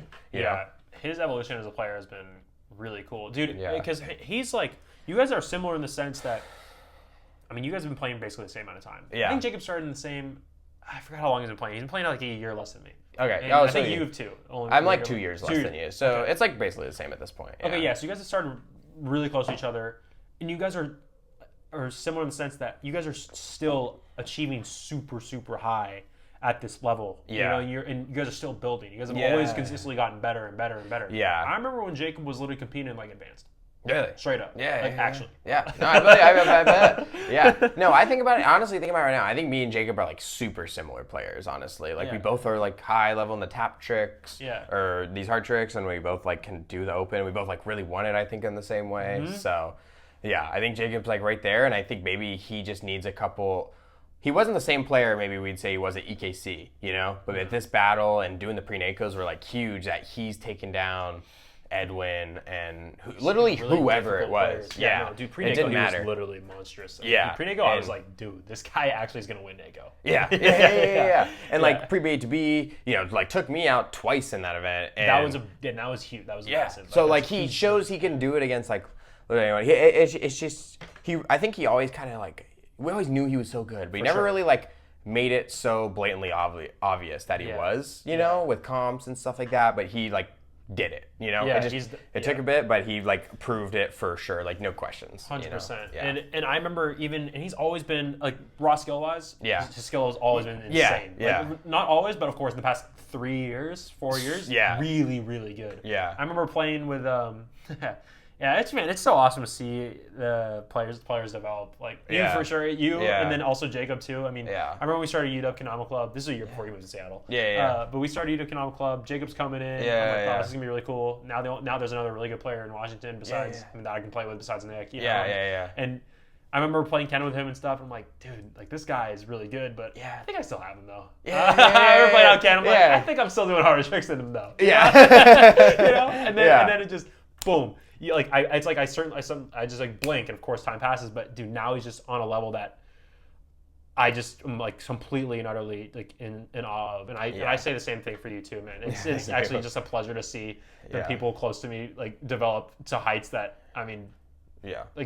just amazing heights. Just like progress so much, and to see like a clear difference, especially with him. Like I never really practiced much before NAKO. We'd practice a lot at the jams. I'm like, this sucks because he's so good. It's like, dude, I have to like really lock in, When he asks you to practice, when people ask you to practice, like, oh yeah, practice. But when he asks you to practice, you're like, well, for me, it was like when he asked me to practice, I'd be like, okay, no, because I'm not warmed up, and if I'm gonna play you, I'm gonna be freaking warmed up. I'm not taking it all against you. I'm like, I'm not gonna lose. And like the first time we practiced, I didn't really practice NAKO tricks much. And I was like, oh yeah, he talked about it in his podcast, like he got me for sure. And then the next time after that, I think it was a little more evened out, which it's just like I came in ready, like if you're going to practice with him, you gotta like you gotta lock in. Like he takes his time. He really like he talked about it in his interview, like practice how you play, and he takes it super seriously, and he's just so good. You can tell instantly when you're playing a practice match against him. You're like, oh, he's actually fully locked in. Yeah, okay. yeah, exactly. We would do these practice matches and we'd be like 3-for-3ing like around Sarah Stall, and I'm like, dude, like, what am I doing here? Like, it says like we're practicing at Denny Field and I have to like focus up. Like, he's just so good. So yeah, and it's a test to how many people believe in him, because like so many people were just putting him in their top 3 predictions, rightfully so too. You know, he proved himself, and then and I'm really excited to see how he does in the future too, because he's really finding his stride now, and his confidence is up. Yeah, his performance is definitely up. Yeah, and it's just from now here on, it's just how many more opportunities can he get out to if these comps to prove himself again and again. Yeah, definitely. Yeah. Okay. Top 10 list: Takio 1, Ryogo 2, Yasu 3, Madi 4, Alex Mitchell 5, 6 is Edwin, 7 Maharu, 8 yourself, 9 Miguel, 10 Jacob. And you said from Madi onwards, you can kind of interchange from like Alex down. Yeah, I think so. Like if you prefer like maybe more of the higher skill tricks, like if you want to move Miguel up or lower, you know, wherever you see, if you think like him beating all these players, winning BHB is better. It's just what you prefer, how much you prefer competition, maybe toward compared to filming tricks, stuff like that, you know. Yeah. Who would you I almost want to ask you, all right, who are like on the brink? Who are on the brink? Who are on the brink? Because I mean, we kind of touched on that last year too. But. Yeah, no, that's a good question. I mean, I will say there's like maybe a vast amount of Japanese players. You know, I don't know how to think. Like there's like Tomonari, who's like really good, but he kind of has consistently not proved himself in these online competitions. You know, he had the opportunity, but I was like so scared to play him. Then like Casey 3-0'd him. Yeah. So I'm like, I don't know. Casey destroyed him. Yeah, which is crazy. And I didn't know that was, but that's a thing where maybe just that consistency is like so, people forget how important that is, you know, in like actual competing. And because he has all the high level tap, whatever, Tomonari, you know? So, I mean, Casey's like right there. I think Casey just needs a good performance in person because he has all the Instagram tricks easily, you know? Like how skill's insane. Yeah, like his like just skill, and, you know, some people that's just how they categorize Kendama is like insane. So I think if he podium at a big event, I think it'd be like no question, you know. And he's getting so close with these pre-NAKOs because twice in a row he got 4th, you know. So Casey's like right there, and I don't know. I think like who I want to hear yours for sure. Like on the brink. Actually, I'm not prepared for that question. To be honest, I'm just curious if you have any. It's okay because I didn't think much about it either. But I think we could both say Casey. Like, I mean, it's and we were kind of talking about it earlier. And for I know we've referenced that a lot. We're just referencing a text conversation we had a couple days ago. And it's kind of almost insane to not have him in a sense because of his raw skill. I mean, you look at the tricks he's doing on Instagram. It's like, dude, you only playing for 4 years. Yeah, like, bro, it's ridiculous. This is ridiculous. You do such a high variety of tricks. Yeah. High level skill in Ken flips taps. Yeah. Potentially the best at Ghost Unfast. I don't know. It's you or him. Like, he has like it all. He has the high. Yeah, puts that on. Pinches. He can no whole wing. He's on like the 4-4-4-8, 4-4-4-4. Like that's like, you know, crazy. Ken flips are there. Like the Regoons, pinches, bro. He's got it all. Like he's got it all. The only thing I think he's getting really close with these pre-BATB. Like he shows you won it. I remember after battle he came up to me. He's like, dude, like how do you make it far in these comps? And I'm like, I kind of talked to him about like how I like to prepare mentally or be on stage mentally, and I'm like, he's right there and he's doing all the right things. Yeah, because I think with exactly what you said, like with the comp performance, it'd be undeniable. Yeah, like, let's get him in there. You know, I mean, I'd probably put him in Miguel's spot. To be honest, if he had a spot, like, I'd probably take Miguel out for him because I think the raw skill. I think there's a little difference there. Definitely, for sure. But it's just the competition is just Casey hasn't quite figured it out for himself yet. Yeah. But with that, it's the potential is highly there, and I think I'm really proud of that dude too because I mean before. Comp showings, like big ones, not really like a lot going on there, you know. But with these pre-BATBs, exactly as you said earlier, it's not like there's just these are like small, like okay, there's not many people entering these comps, but like there's not many people entering these comps compared to competitions. But the high level players, like the high level American players, they're entering the comps. Yeah, you know, exactly. All the guys you're gonna see at BATB that are gonna be hard to face, they're all in. They're all in these comps. Yeah. So it's just it's huge, and the fact that he's getting 4th. Not just once, but twice, and is going to continue to compete. I think it's really huge, and it definitely has showed that he's definitely upped his game. I mean, his consistency, he's playing the most consistent I've ever seen. Him beating Tomonari, I think Tomonari was like, yo, what? Yeah, exactly, yeah. In these matches, like I was like, knew Casey was good, but I was like, open competing, it's just like a different thing. And I'm like, yeah, he's matching tricks, he's hitting tricks. Like I really got to be on my game, to like because I played him both times, and it's not an easy match at all. No. Yeah. No. Yeah. Okay. Cool. So him on the brink, but anybody else? I mean, he's probably just. There's like lots of Japanese players that's kind of like hard to rank, like Shinosuke obviously, and like there's probably other people just in like the top 10 of KBC. And I'm like, I don't know, like. Yeah. Yeah. So there's always that, but maybe I guess like from an American standpoint. I feel like from the American standpoint, we kind of. You hit the main dudes. I'm thinking like people. who is like top 8 NAKO and like I don't know, nobody that's like quite there yet. Yeah. I think you hit on a lot of. I think Casey's the big one. Yeah, for sure. Rising like American and stuff like that. Yeah, I mean Japanese players. There's a lot of Japanese players who are raw skill level is just really insane. Yeah, I think honestly an interesting one to think about is Zacky. Okay. Because I think he's like the best at what he does For sure. but he has gotten top 8 at NAKO and Battle. In the in-person ones. And so maybe he's, you don't think of him as someone who would be really good in open, maybe, just based off how he plays, but like he kind of does have it. And maybe he's someone that like I don't want to like not mention because I think Zacky's really good. And I think he does have a thing where his variety and he does something better than everyone else. Yeah. So I which think maybe huge. Yeah, which is huge. So I think he's kind of like maybe just someone to think about. And I think maybe I don't know, but he's kind of on the brink of like he's doing the open competitions, like even better than Casey in the in-person comps, So it's something you definitely, I think, I just want to mention his name maybe on the brink for sure. Okay. Yeah. Cool. Yeah. All right. So Casey, go locked representation. Yeah, I know. That's what I was thinking I was doing. Like these really locked boys are just insane. They're crazy. They have a really good team. Yeah, it's so good. They're close and they're all very skilled. They're all very driven. Yeah. So, okay, yeah, cool. Definitely. Yeah. We'll see. Yeah, well, I'm excited to revisit that with you sometime later on in 2025 because let's just see how that goes. Yeah. If I were to guess, I'd probably guess Alex goes below, goes under, unless he wins KWC. Like, because like, what does he have to do? Does he win battle for the second year in a row? Yeah. Is him winning KWC out of the question? All he has to do is not look at a Kendama for a couple months. And then he can do 97 prelim no practice. Exactly. Yeah. Is that what he did? God, that's insane.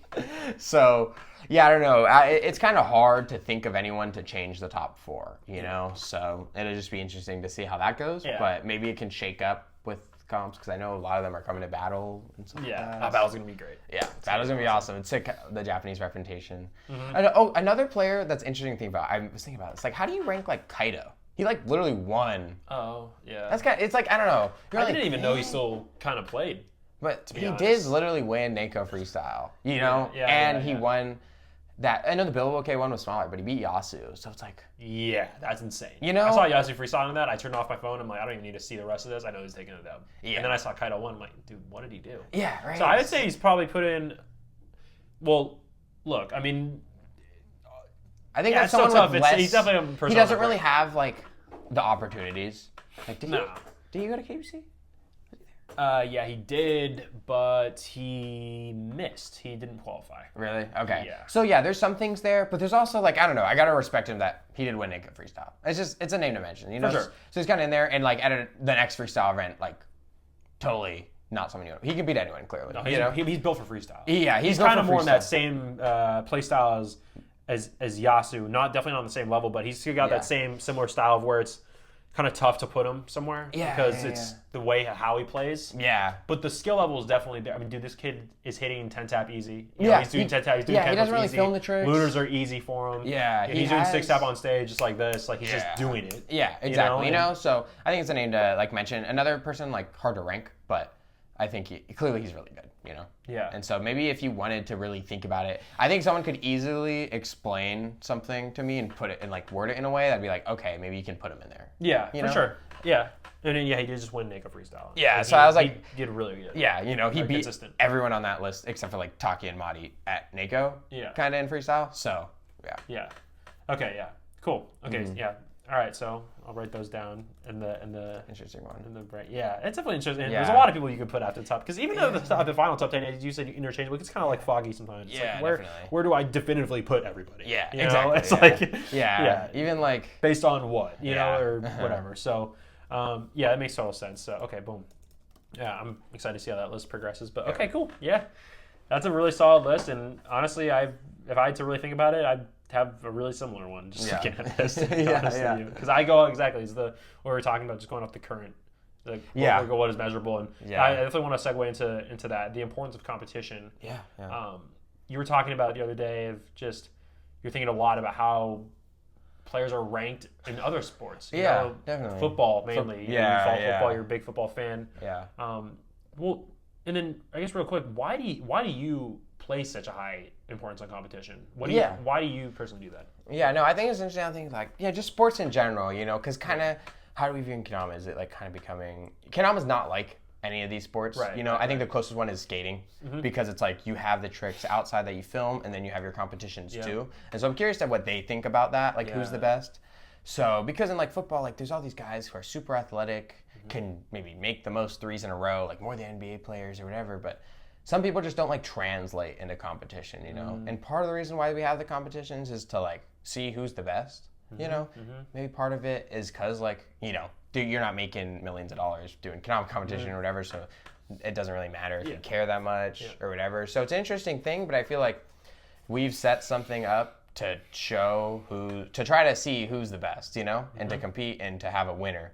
And so I think that's my thought. It's like I want to see who translates, who actually does the best in competition. Just being a sports-focused person makes me want to value Miguel so high compared to other players. Yeah. Yeah, it's like, well, it kind of like what you're saying is the competition being like, all right, let's figure out who's the best. And being kind of just weird to not majorly prioritize competitions and ranking because the whole point of them is to figure out you're beating players. Yeah, exactly, right? So I think that's my thought. I think if you're like a competition-minded player, I think you think of Kendama as a sport. I've thought this. And I think if you're like maybe if you choose who's better based on filming tricks, I think you think Kendama is more of an art form, if that makes sense. Like that's like how I think about it. Like as if you're, and the thing is Kendama's like both, you know? So I think it kind of can show where you like, how you think of Kendama, like basically if you think the best is this guy who wins these competitions, or if you think the best is the guy who lands these tricks. Maybe it's like sport versus art form. Because like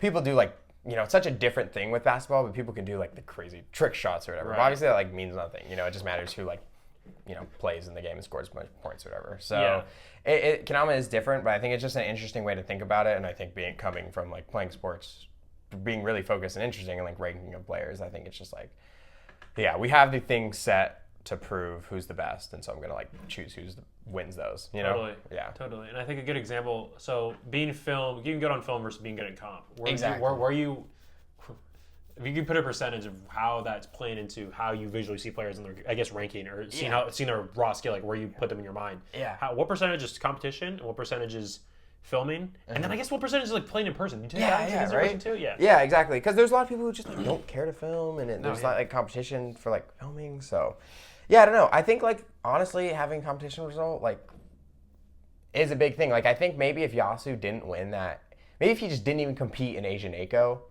maybe we'd all think about him like just us especially because we focus on it so much. Maybe he'd be a slight tier lower. I don't know how true that is, but like, I think competition is like a good. Like, let's say like 50% chunk. And then maybe I'll do 25-25 for the other two, Yeah. So, like on film, because there's a lot of players, like obviously, a lot of people do know Trevor. We know Trevor, who hits the craziest tricks. A lot of people say, hey, why is this dude a name open? Yeah, exactly. And Trevor says, he's like, I think for him, it's cooler to grind out a hard banger than to practice fundamentals. It's just like what he likes about Kendama. And so he can do that. But clearly there's the balance of like, knowing that he's not good. And I feel like people understand that when you like see him do the fundamentals. But I think maybe it's a difference of people don't understand the difference of like fundamental consistency when it's not like the base level like stalls and stuff, but when it's at like a little bit of a higher level that like Miguel really excels at, Like maybe, for example, it's like double lunar barrel roll. Yeah. That like, it's with a hard trick and we can like hit it, but he can hit it so much where I can only hit it like so consistently, if that makes sense, So I just think the comp is so cool. I think that's just such a cool thing to go out and win a comp. And I think like, anybody, of any range, like these tricks Trevor hit, I'll never do.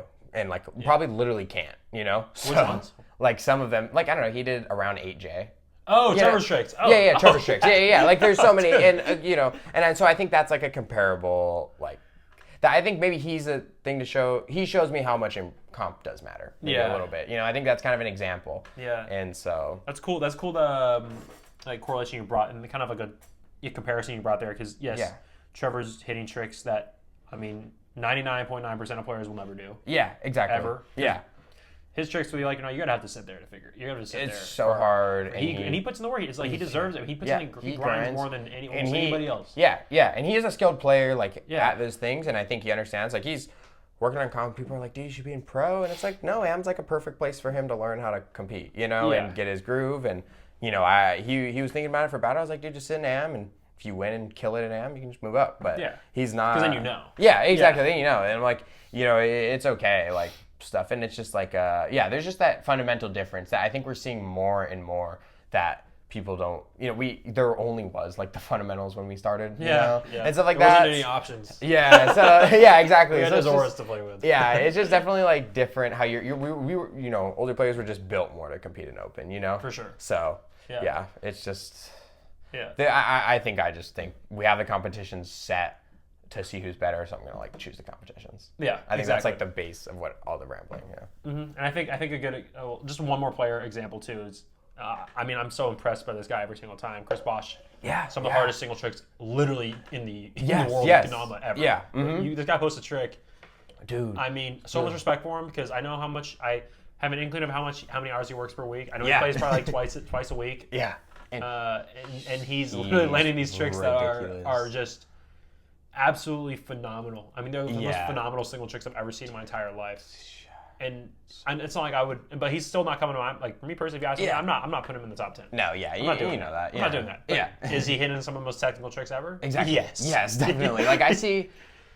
Yeah, and I think most people would say that, but I don't really watch edits, but I was like, I'm gonna watch Kress's because I know the bird triple inward late was. I was like, he didn't just do that with Spike, he did it with bird. I don't even know. Dude, just doing it with Spike is so hard. Yeah, just doing it with Spike by itself. He could honestly put that in there and be like, damn, that's sick. But he just, I was like, and like his lunar tricks, like he really does have some of the highest level film tricks, like for sure. It's not even easily, a question. Dude. Like if you wanted to make like a top 10, like filmer, like trick lacers or whatever on Instagram, like I think you could put him in there. Yeah. Like it'd be pretty close. Like 100%. Like no, he'd definitely be up there. Yeah, right. Like I don't know. Like if you're just taking away like how like the bangers they hit, like dude, oh my god, it's so stupid how good he is. And even like if you put any of his tricks and you say like, okay, Taki, do this. Taki would be like, I'm not saying Taki couldn't do them, but I'm saying Taki's not looking at him being like, all right, like he's not gonna go out and try it right now. Yeah. He'd be like, what the? He's not gonna try it in front of your face. He'd be like, I need to go sit on that. And do it by myself because there's probably no chance I'm hitting that literally in your face. Yeah, right now, exactly. He'd have to like learn the tech. Yeah. And then it's a lot. So that's a great example too. Yeah. It's just insane. So going forward, what do you hope to see in the evolution of ranking players? Because 365 did the ranking last year. I doubt they're not going to do it this year. What do you think? What do you look forward to?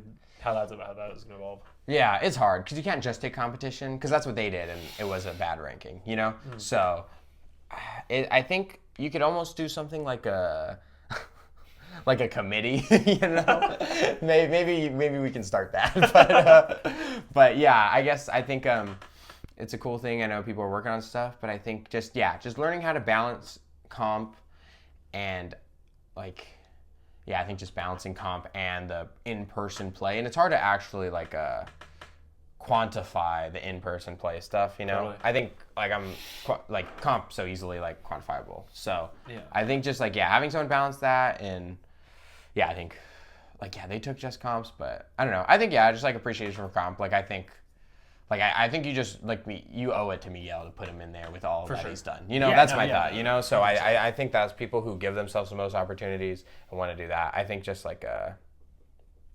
don't know. I think just keeping that in mind. I think maybe the thing to keep in mind is that understanding that comps were set to see who's the best. Yeah.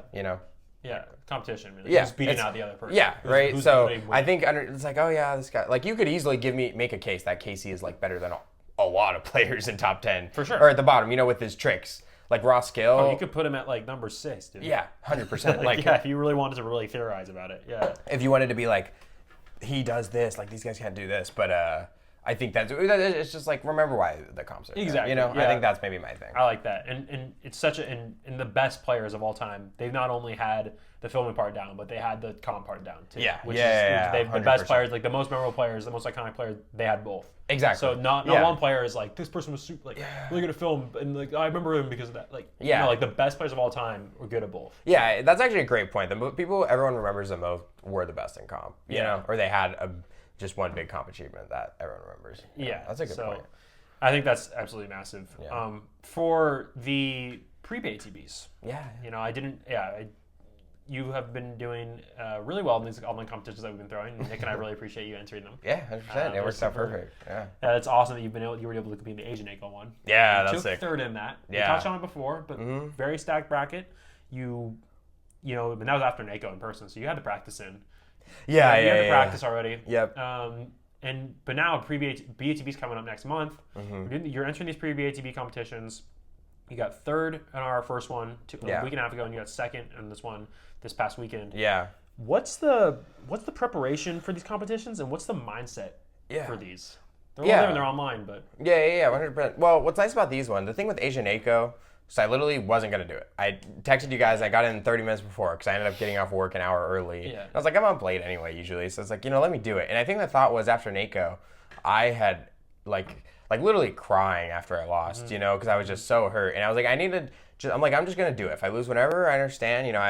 That's a random situation. I had the 12:30 a.m. Yeah, the only Kendama I had was the one I left at Ella's house. Really? I had to literally take a knife and break it in so I could stall it all. And so I was like, let me just do it. It's good.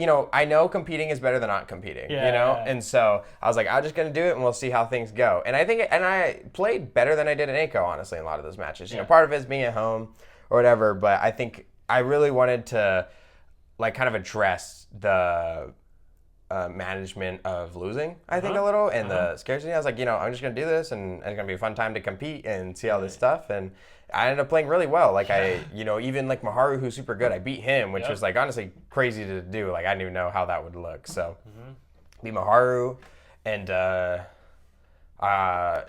Ryoga wasn't my best match, but honestly played a solid match against Yasu. I can't really ask myself of too much more, Yeah. So I thought it felt so much better to end. It felt so much better to end on that than to end on how NAKO went. With all the tricks that went in. So, and I was like, I lost. I was like, it's a bummer, but it's good. I did it, and it went better than I thought. And if it went worse than I thought, I'd be like, it's okay. And I don't think it was the lack of practice or whatever, or not doing it. I think it was just mentally having the comfortability of knowing it's okay that I lost, so that went well. And I guess practice, I had the practice, but I just kind of wanted to touch on that, the mental side of things for that. And then pre-BATB, I was kind of thinking, because honestly BATB 2024, where I got third, I didn't practice the craziest amount before, and I kind of think these open tricks blend in to each other so much. I really thought about, and it's you really only need to just have how you want to do each trick, and I think that's good enough. But I didn't have it good enough for the first one. The first pre-BATB, I did not touch the tricks enough at all. So I think definitely I felt like I could have played a lot better. Still played decent, had some good matches, but I think I was I just wasn't prepared enough. I think I thought I was too comfortable not practicing enough because the tricks are all pretty easy, but you still gotta touch them, Yeah. Still gotta touch them a little more than I did.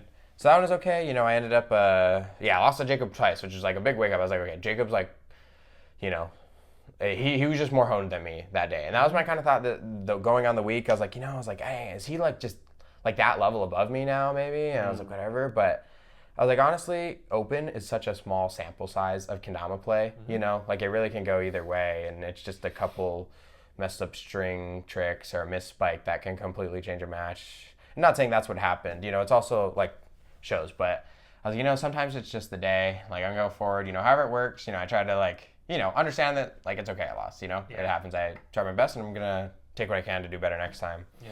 And then even though I didn't end up winning, I think the second one went a lot better for sure. And even though I think it was really cool. I think I was so focused on I was I want to beat Jacob and I want to beat Miguel. Yeah. And because winning pre-BATB is not the greatest compliment ever, but beating Miguel and Jacob, that's huge, and so to do both of those was huge for me. That felt amazing, know, And so I think I really thought about that, and I practiced a lot more. I was like, okay, I'm going to do these tricks 3 for 3 as much as I can. Let's go. So I did that. I missed triple stilt flip 3 times in a row. That was insane. Yeah, and I was like, okay. So the next day I went and hit it 10 times in a row. Okay. You know, and I was like, I'm not doing that shit again.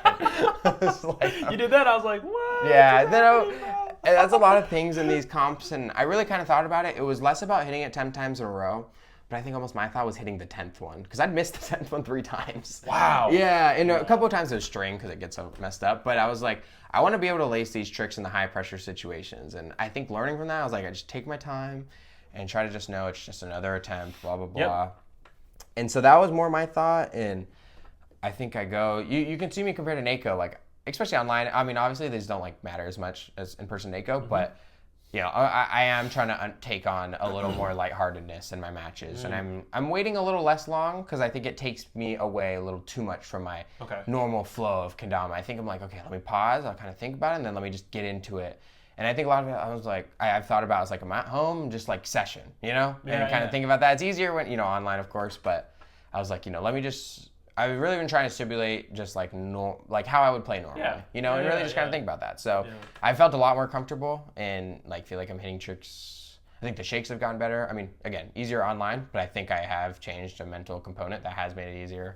So yeah, I think I just really like have balanced, I think, making sure, you know, understanding that I need practice.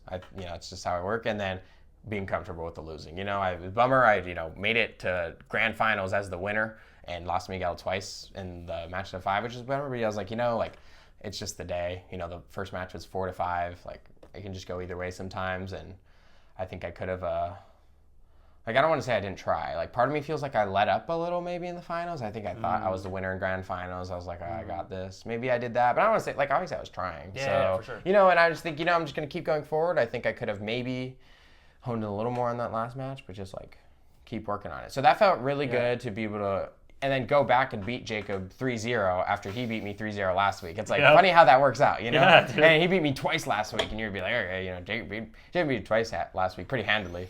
And so, like, probably beat him again. But, you know, sometimes just a day and had a little more practice. So it just felt really good to show that I, you know, like, even though I didn't win the event, I can beat anyone there. Yeah, and the improvement, too. I mean, you literally beat both. Yeah, you beat Miguel and Jacob. Yeah. And you sent Miguel to losers bracket. You almost had him in the first match of the finals, too. Yeah, really you know, it's for, you know, even when we practice, it's always just super back and forth. So I understand. I think he does kind of have the thing where consistently he won both weeks twice. Yeah. So he's kind of, you know, clearly playing better than me, but I think there's a thing where some days and a couple things I can work on to understand that where I can, like, surpass him in that, too. Yeah, I mean, on your trajectory, you're going to win the next one. Exactly. So, I mean, on Sunday, might as well just probably going to see third, second, and then first. Yeah, exactly. Then, you know, I just wanted it to look pretty, you know? Yeah, it's nice and neat there. You're clearly evolving. Yeah. Yeah. But... No, you destroyed the. I was in the chat. I mean, you played it like 3 Lock Studios members in a row. Like 3 Lock Studios members. And I was like, wow, Johnny is tearing through the entire Lock team. Holy crap. Like, this is insane. But you know, actually, one thing I want to say is it's so interesting how this happens. And now, and I mentioned this to you before, but now that I'm a person I'm spectating like the entire comp. I've seen the whole thing now. Mm-hmm. And I know this happened before, but it's so interesting to me how the top players at the end can leave so many openings at the start. Yeah. And then by the end, they're literally 5 times as honed, and they miss way less on way harder tricks. Yeah, For example, you versus Brad. Yeah, 100%. I thought, wow, Brad, hey, man, this is your chance. Yeah. Like, you can actually beat Johnny right now. Yeah, 100%. I mean, I don't know what's happening with Johnny, but doors open, dude. Yeah, like, no, it definitely doors was open. My best match. You can beat him. Yeah. Miguel, too. Miguel's in his earlier matches, I thought, wow. He lost. I said, he literally lost. Well, yeah. Well, but before you, too. Yeah. Before you, I was like, wow. I mean, he's leaving some openings. You really, know? Yeah. He's leaving some openings for sure. Yeah. But towards the end, I mean, you guys are literally just some psycho level consistency on these harder tricks. No, not the easier tricks. No, like the harder tricks. Yeah. So it's really interesting to me to see it as a spectator now. Yeah. Like, oh my God, this is really happening. Even though, I mean, I can relate. I'm like this. I was the same way. Yeah. But you know, going through your mind, how does that work for you? How does it work for you? It's definitely interesting. I think, I mean, yeah, you're waiting so much time up to it, and then you finally get in that first match, and you're like waiting so long. And I think there's just extra pressure in the first one, I think is it. And it feels, once you've done it once, you know, you're going to feel a little better the next time you've done it. Yeah. That, even if it's not like competing before, but like that day, you know? Yeah. So I think that's a part of it. Maybe you just get in the groove. It's definitely an interesting thing. And that's one thing I want to start better, whether it's in a match, you know, both the match, even though 4 or 5 match against me, I went down 4-1. You know, so I think starting better is something I can definitely work on. But it's interesting how that works, you know, because I believe it in all players, and maybe,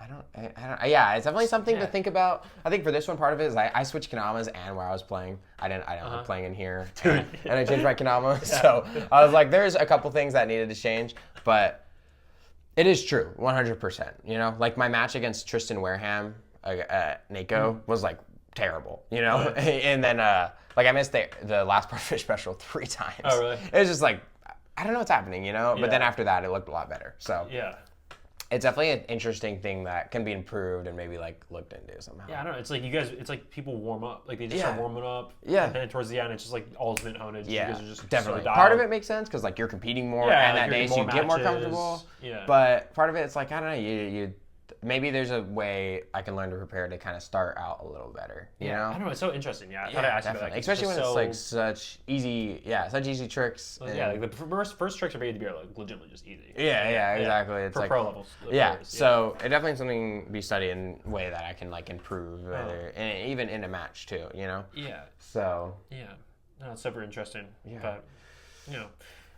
So overall, with these practice competitions, would you recommend people do like simulative? How do you like because there's a couple ways you can practice for competition. Like you do it by yourself. Yeah. You do it against I don't know, like the people flip coins and say, all right, if it's tails, hit it. Tails, I hit it. You know, whatever. I'm gonna measure. I'm gonna do this trick a couple times and like 10 times in a row, see my percentage, or 50 times. Like Isaac talks about, I'm gonna do 50 attempts on each trick. I'm gonna mark my percentage. They get pretty. Some people get pretty numerical. Is that what Isaac does? He's done that for That's sure. So funny. He's done that for sure.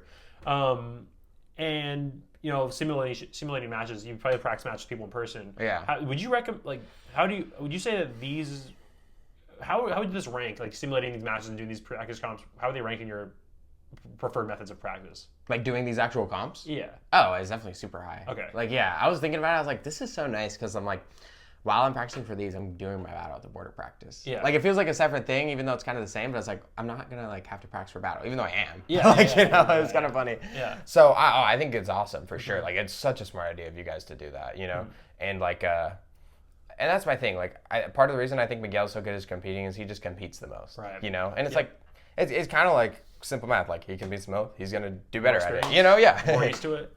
Exactly, you know? So, I think, I think anyone, if you can make it work, I think it's definitely great, because it's the closest simulation you'll have to the event, you know? You're practicing by yourself, I think, and with a friend is just not going to be close. You're not going to have the same stakes, blah, blah, blah. So I think, I think it's great. I've really loved it. And you always talk about every time after an event, you're really hyped on Dama, right? Yeah. Pretty classic. Yeah. And I'm like, man, what if I've kind of felt that way after every one, you know? It's like I'm pretty hyped on Dama. I just competed, you know? So you did good. And you know, whatever. I think you just get, after you compete, you get hyped a little bit. Part of that event, like in-person events, is the people and all that. But I think competing, it's like, it makes me want to play Dama more than it makes me want to not play Dama more, you know? Compared to like if I didn't compete at all that weekend, I'd be less motivated. So it's just, I think it's great overall just to have like a consistent thing to be able to compete. Yeah. So. Heck yeah. Yeah. Well, we're looking forward to seeing you in the future comp this weekend. Yeah, definitely. No, the weekly, I was like, dang, it's crazy to think that. Because before it's like, you know, Kendama at the closest, like 1-2 months apart. That's like the absolute closest events ever are, you know? Yeah. So sometimes you're waiting like 4 or 5 months to compete, and to be able to do it weekly is just such a valuable thing. You know? Yeah. Heck yeah. Yeah. No, you guys just actually were so smart doing that. Let's freaking go. Hey, let's go. Did you see the story I put up? Dude, I was really, I did that with you in mind. I put up a story with the announced live stream. I was like, well, guys, and then I played the NFL Sunday song. No, what? I don't. I was like, well, guys, you know what day it is. It's Sunday. Sick. You know what that means. Yeah. And I put up the bracket. No, honestly, you show me it in your archive or something. I will show you. That's so good. I will do it. I was like, man, I'm Johnny C's this one. Yeah, it's the same thing. Like, honestly, Like honestly, I was thinking, I was like, fuck, I really want to commentate with Zack in pro. Dude, like I can't no, it's like yeah, you know, I was like, that would be so much fun. Like I love watching how competition work out. Same thing with like football every Sunday. I love watching all the games work out and stuff like that. So I think it's super cool to have like a regularly scheduled thing. Mm-hmm. Yeah, well, we'll get you in there. Yeah, definitely. Maybe in the future, maybe you'll like sit out on a pro comp. Yeah, or something like that. Or I don't know. We'll figure it out. Yeah, we'll definitely get in there. Maybe like an Asia one or something. I'll do. Okay. You know? Yeah, man, I guess I don't know. I want to compete in that too as a thing. So, I don't know. One day we'll make it happen. We'll definitely get it going. Yeah, we'll definitely get it. Okay, cool. All right, well, now we're going to get into Instagram questions. The community has a couple questions for you. Some of these are pretty funny. Miguel wanted to know how your strategy is changing going up to pre-BATB 3. If you feel like we haven't touched on that yet. Yeah, I think nothing crazy. I think the finals, maybe I didn't.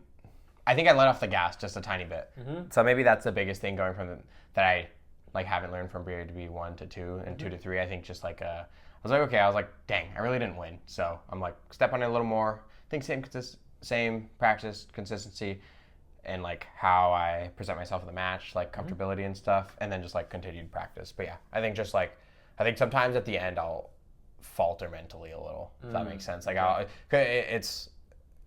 it's like effort to like actually focus that much, you know? For sure. Yeah, right? So it's more comfortable, lazy. I'd be like, oh, whatever, I'll try. But to be like, okay, I'm going in this temp. Like after the comp, you're definitely gonna be tired, you know, just from that. For that mentally is huge. Yeah. So I think maybe not like, yeah, because part of me was like, I did try, but just think about that more, you know? Stuff like that. But yeah, kind of overall what we talked about in this. Yeah. So. Consciously putting the effort into stay zoned in until the very end. Yeah. Okay. Yeah. Cool. Chad Covington asks, do you see yourself competing at a high level in Kendama for the unforeseeable future? I mean, yeah, I feel like I'm trying to make it away. I think one of my biggest goals, actually, you know, is going to as many events as I can. You know? I connected with Miguel a lot at NAKO, which was really cool. And I see it from him. I was like, I want to do it too. You know, it just seems so cool. So yeah, I think unforeseen. I know it's hard with how my life works out, but I've been doing a lot of things lately to make Kendama more integrated with my life. You know, like I've started posting on Sweet's TikTok, stuff like that. Oh, cool. Yeah, just like extra things. Yeah, you know, and I'm like, I just want to have these things, and I was like, they have a llama, and I saw Chief Flight. I was like, I'm just gonna do it. You know, like I want to invest money into my Kendama stuff. I want to go to events. Like I'm just gonna go. I'll figure out the stay. You know, so go to Malama, go into, Battle, of course. And then we'll see what, like, I want to probably go to, like, 3 or 3 KO or Tower Cup or whatever, if, you know, it's cheap flights and if I can stay with people. Like, yeah, so, especially the next coming, I'm sure you're very excited for Kendama in 2025, but I'm excited for sure. I'm going to compete as much as I can. That's my goal. Yeah, perfect. I wouldn't expect anything else. Yeah, hell yeah, let's go. Why only Crocs? We need to know from Brody Thomas. I think I need a better pair of shoes. I just had these like random Converse that I was wearing and my feet hurt after the first day. And I was like, okay, I always play in my Crocs. You know, it's just like comfy. I have like wide feet. So I think Crocs are comfy, and I've honestly I got second in NAKO in the Crocs and fourth again in the Crocs too. So I just keep going with the Crocs. I don't know. Okay. They're just comfy. I'm getting a new pair of shoes. I asked for some for Christmas, and hopefully that'll be better. Yeah. But yeah, I don't know what's like best. Maybe, you know, a lot of people do different shoes. Miguel has like his hiking shoes that he really likes, that he thinks are like huge for playing and stuff. So I don't know, but it's what I always wear. Yeah. Okay. Yeah. I remember, dude, it was so funny. Well, I wanted to touch on this too, but during the pre-BATB comp this past weekend. Yeah. First match, you're in here with your sweatpants and PJs on. Second match, I'm like, dude, Johnny has shorts on now and he's outside. Yeah, it's over. Yeah. The Brad Willard match woke me up. Yeah, you know? It's over. Yeah. BATB 2023 freestyle, I'll never forget, dude. I will actually never forget this, and I still like laugh at it to this day. Comp day, let's go get zoned in. What's up, Johnny? Oh, sweatpants, Crocs. Looks like you're in your PJ. I'm like, Johnny. I was like, yo, Johnny, you bring me shorts? And you're like, no, I'm good. Yeah. And I was like, what? Part of me was like, you know, I'm in them a lot and it's fine, but it was like so hot in there. It was just such a bad idea. And the Crocs are just a staple to Johnny. In my mind. I like the Crocs. It's just comfy. So I don't know. I do want a nicer pair of shoes. Those I need them badly, actually. Yeah. You did have those red Converse. I'm sure they're in the garbage now, though. Yeah. Martin Hayden wants to know, what is his bro split? The bro split? Oh yeah, I DM sometimes about like lifting. Okay, cool. I can just say my split. It's chest buys, back and tries, shoulders and arms, or maybe any movements I feel like I could actually have a shoulders and lat, like rows. Okay. Like one back movement that I feel like I miss. Yeah. And then just legs. Cool. That's a 4-day split I've liked. I know I don't know if I want to change a split. I think I'm changing my reps and sets though. Because I've been pretty stagnant for a while with how I work out. Yeah. But yeah. Okay, I was gonna ask you how frequent. Well, how long are your sessions then? I mean, it must be for 4 days a week with those. Yeah, it's nothing crazy. Like for a while, I was just doing 2 sets with like 5 to 8 reps. Nice. You know, really focusing on like high intensity and stuff. And I mean, honestly, I can get I spend a lot of time like before the gym, stuff like going over. But when I'm actually in there, I'm only in there for like 45 minutes. Oh, cool. Yeah, it's not a long session at all. I think it's being much more like focused. Getting in a hard set is like more important. You don't need to be in there for like a long time. I just do 5 exercises usually each day, sometimes 4, how I'm feeling. Yeah. So I think it's pretty good. You have 4 exercises and 2 sets, 4 on each exercise, 4 movements. You're in there 45 minutes. Dude, that's really good. That's like really efficient. Yeah. I mean, my resting is like depending on the workout. Like some days I'm a little slower, and I'll be like extra rest. Maybe I'll even get lost on my phone or whatever, not being like super efficient. But yeah, if I'm really on it, it's like 3 minutes. 2 minutes and 30 seconds to 3 minutes are like resting times. Yeah. Maybe I make like I think a little longer is okay, but I understand like I'm not gonna instantly start as soon as I set my timer and stop it. You know? Yeah. Around there, and I think if I'm like doing 4 exercises with 2 sets each, and I'll do like 2 quick warm ups. So yeah, I mean. That's another thing, like workouts, if you can get like nice workouts in with only 45 minutes and stuff. Yeah. As you know too, Yeah. That's such a good point too, what you said of like, all right, it's not like you're literally starting as soon as you hit stop on the stop. Yeah. There's not someone literally saying there like 3, 2, 1, like no, you're doing it yourself and you're like, and then, so it's probably like an extra 30 seconds, honestly. Whatever, That's such a funny, I actually haven't thought about that in so long, that's so funny. Yeah. Okay, cool. Pat Dama actually asked 3 questions. Pat from Australia. Dude, he's crazy. So good. Yeah. At Kendama. Yeah. I followed him recently. He's insane. Yeah. And he asks you what pushes you to up your game at certain tricks like Ken's, taps, and stuns. And I have a follow-up question to that. Yeah. I think I'm a very like numerical person, I guess, if that makes sense. Like it's easy. No one's ever done or like I did 6 jerk 6 Ken flip. What's the next progression? Maybe other people thinks it's a line with 6 Ken. So mine, I'm easier to think 7 jerk 7. If I feel like I'm anywhere close to getting just one more rotation, which most times you are, I think that's my thought. So it's just easier to like push a higher number to me than to like make lines. I think like me and like Micah are pretty similar in like our format of tricks, So yeah. I guess if that makes sense. Like if I can do tap, I want to go just up in a number. I guess if that makes sense. I feel like once I focus in on like certain tricks, like you'll see like a bunch of posts of that trick. Yeah. Yeah. Well, it sounds like you're really good at making like goals for yourself. Just like because you're going off based off. Okay, how can I make this? I don't know, like this next equation, like work out numbers. Or how can I like what? Yeah. It sounds like you're really good at just putting that next level. Like what's next? Yeah. And you do it based on numbers. Yeah. Exactly. I think. Cool. Yeah. Like. I don't know, anytime I get really into, if it's like the taps, bunch of tap tricks, I'll do variations and I'll try to go to like the next number or whatever or move out. And then Ken flip, same thing, stunt fast, same thing. I really feel like once I'm making a breakthrough on something, I like try to hit everything I can with that because it just feels so good to hit all these level ups, Yeah, 100%. Yeah. And then my follow-up question to that is, who's really inspiring your play right now? Like, who's really pushing you and inspiring you to get better, whether it be people here or across, not only people you see in person at these events, but across the world? Like, who's really pushing you right now? Yeah. I think at first I was like, sure, but actually it's like definitely Miguel. Sure. And I think that's the focus I've had on competition, So I think like one of the persons that, I really think what Miguel does is cool on TikTok. Part of him was inspired me to work on the Sweets one. And he wins all these competitions, and I was like, you know what? Do I want to hit all these? I've hit a lot of hard tricks, I want to win. I've never won an open competition. I thought about recently, So I want to I want to win. I want to win competitions. I want to compete as much as I can. So I think the way he thinks about Kendama and goes about it, and the tricks he lands, his consistency has definitely been something that I've been inspired by a lot. Yeah. Yeah. Cool. Yeah. Yeah, he's definitely. I was really happy to hear that. you guys connected really well at NAKO. Yeah, And definitely. That's super awesome. Yeah. He's a great guy. Yeah, no, he's awesome. He's opened up a lot, too, in the past 2 years. Yeah, it's funny to think about because I always knew him. But, I mean, I think he said himself he just wanted to get to meet more people because he felt better at events like that and stuff. And, I mean, he literally was player of the year, you know? Yeah. So, like, and that just, it just shows, what it really shows is the community support he has, you know? For sure. Yeah. Yeah. So it's like, yeah, he's just a really cool guy, and the way he thinks about Kendama is, like, really cool. Yeah. You know? Yeah, I definitely admire how much he invests into himself and with it, and then him capitalizing on all those opportunities and winning those comps. Yeah, definitely. He's massive, too. He thinks, like, he actually just thinks about it so much. Like, he resells Sulabs and stuff like that, and he even, like, trades, like, Sulab Tamas for, like, housing at events and stuff like that. Oh, that's awesome. I think that's what he said. I don't know, but, like, just, yeah, his mindset around Kendama is just, like, so cool, and he really wants to turn it into, like, a job, which is sick. Yeah, his level of intensity is definitely high, which is really inspiring. Going forward, Johnny, as we wrap this up, future goals 2025. I mean, last year you had the goals of, you know, being the best player you can be and just prioritizing it. Yeah.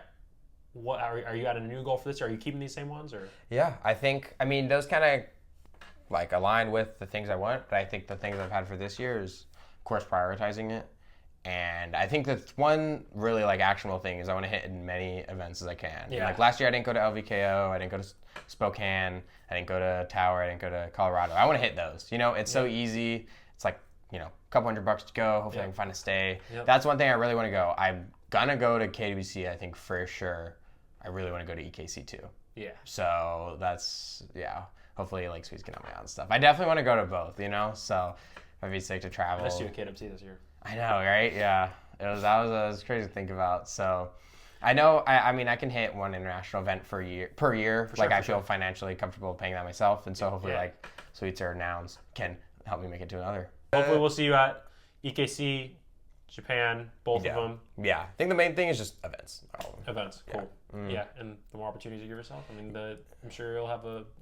You said you never won an open competition before. Yeah. More opportunities you give yourself, the more experience you get. That's the thing. It'll hopefully happen as a byproduct. Yeah, exactly. I think that'll translate to winning. You know, no matter what, I know it'll translate to me being a better player for sure. Boom. Yeah, exactly. Love it. Too easy. Well, Johnny Kress, Sweets Kendama's pro.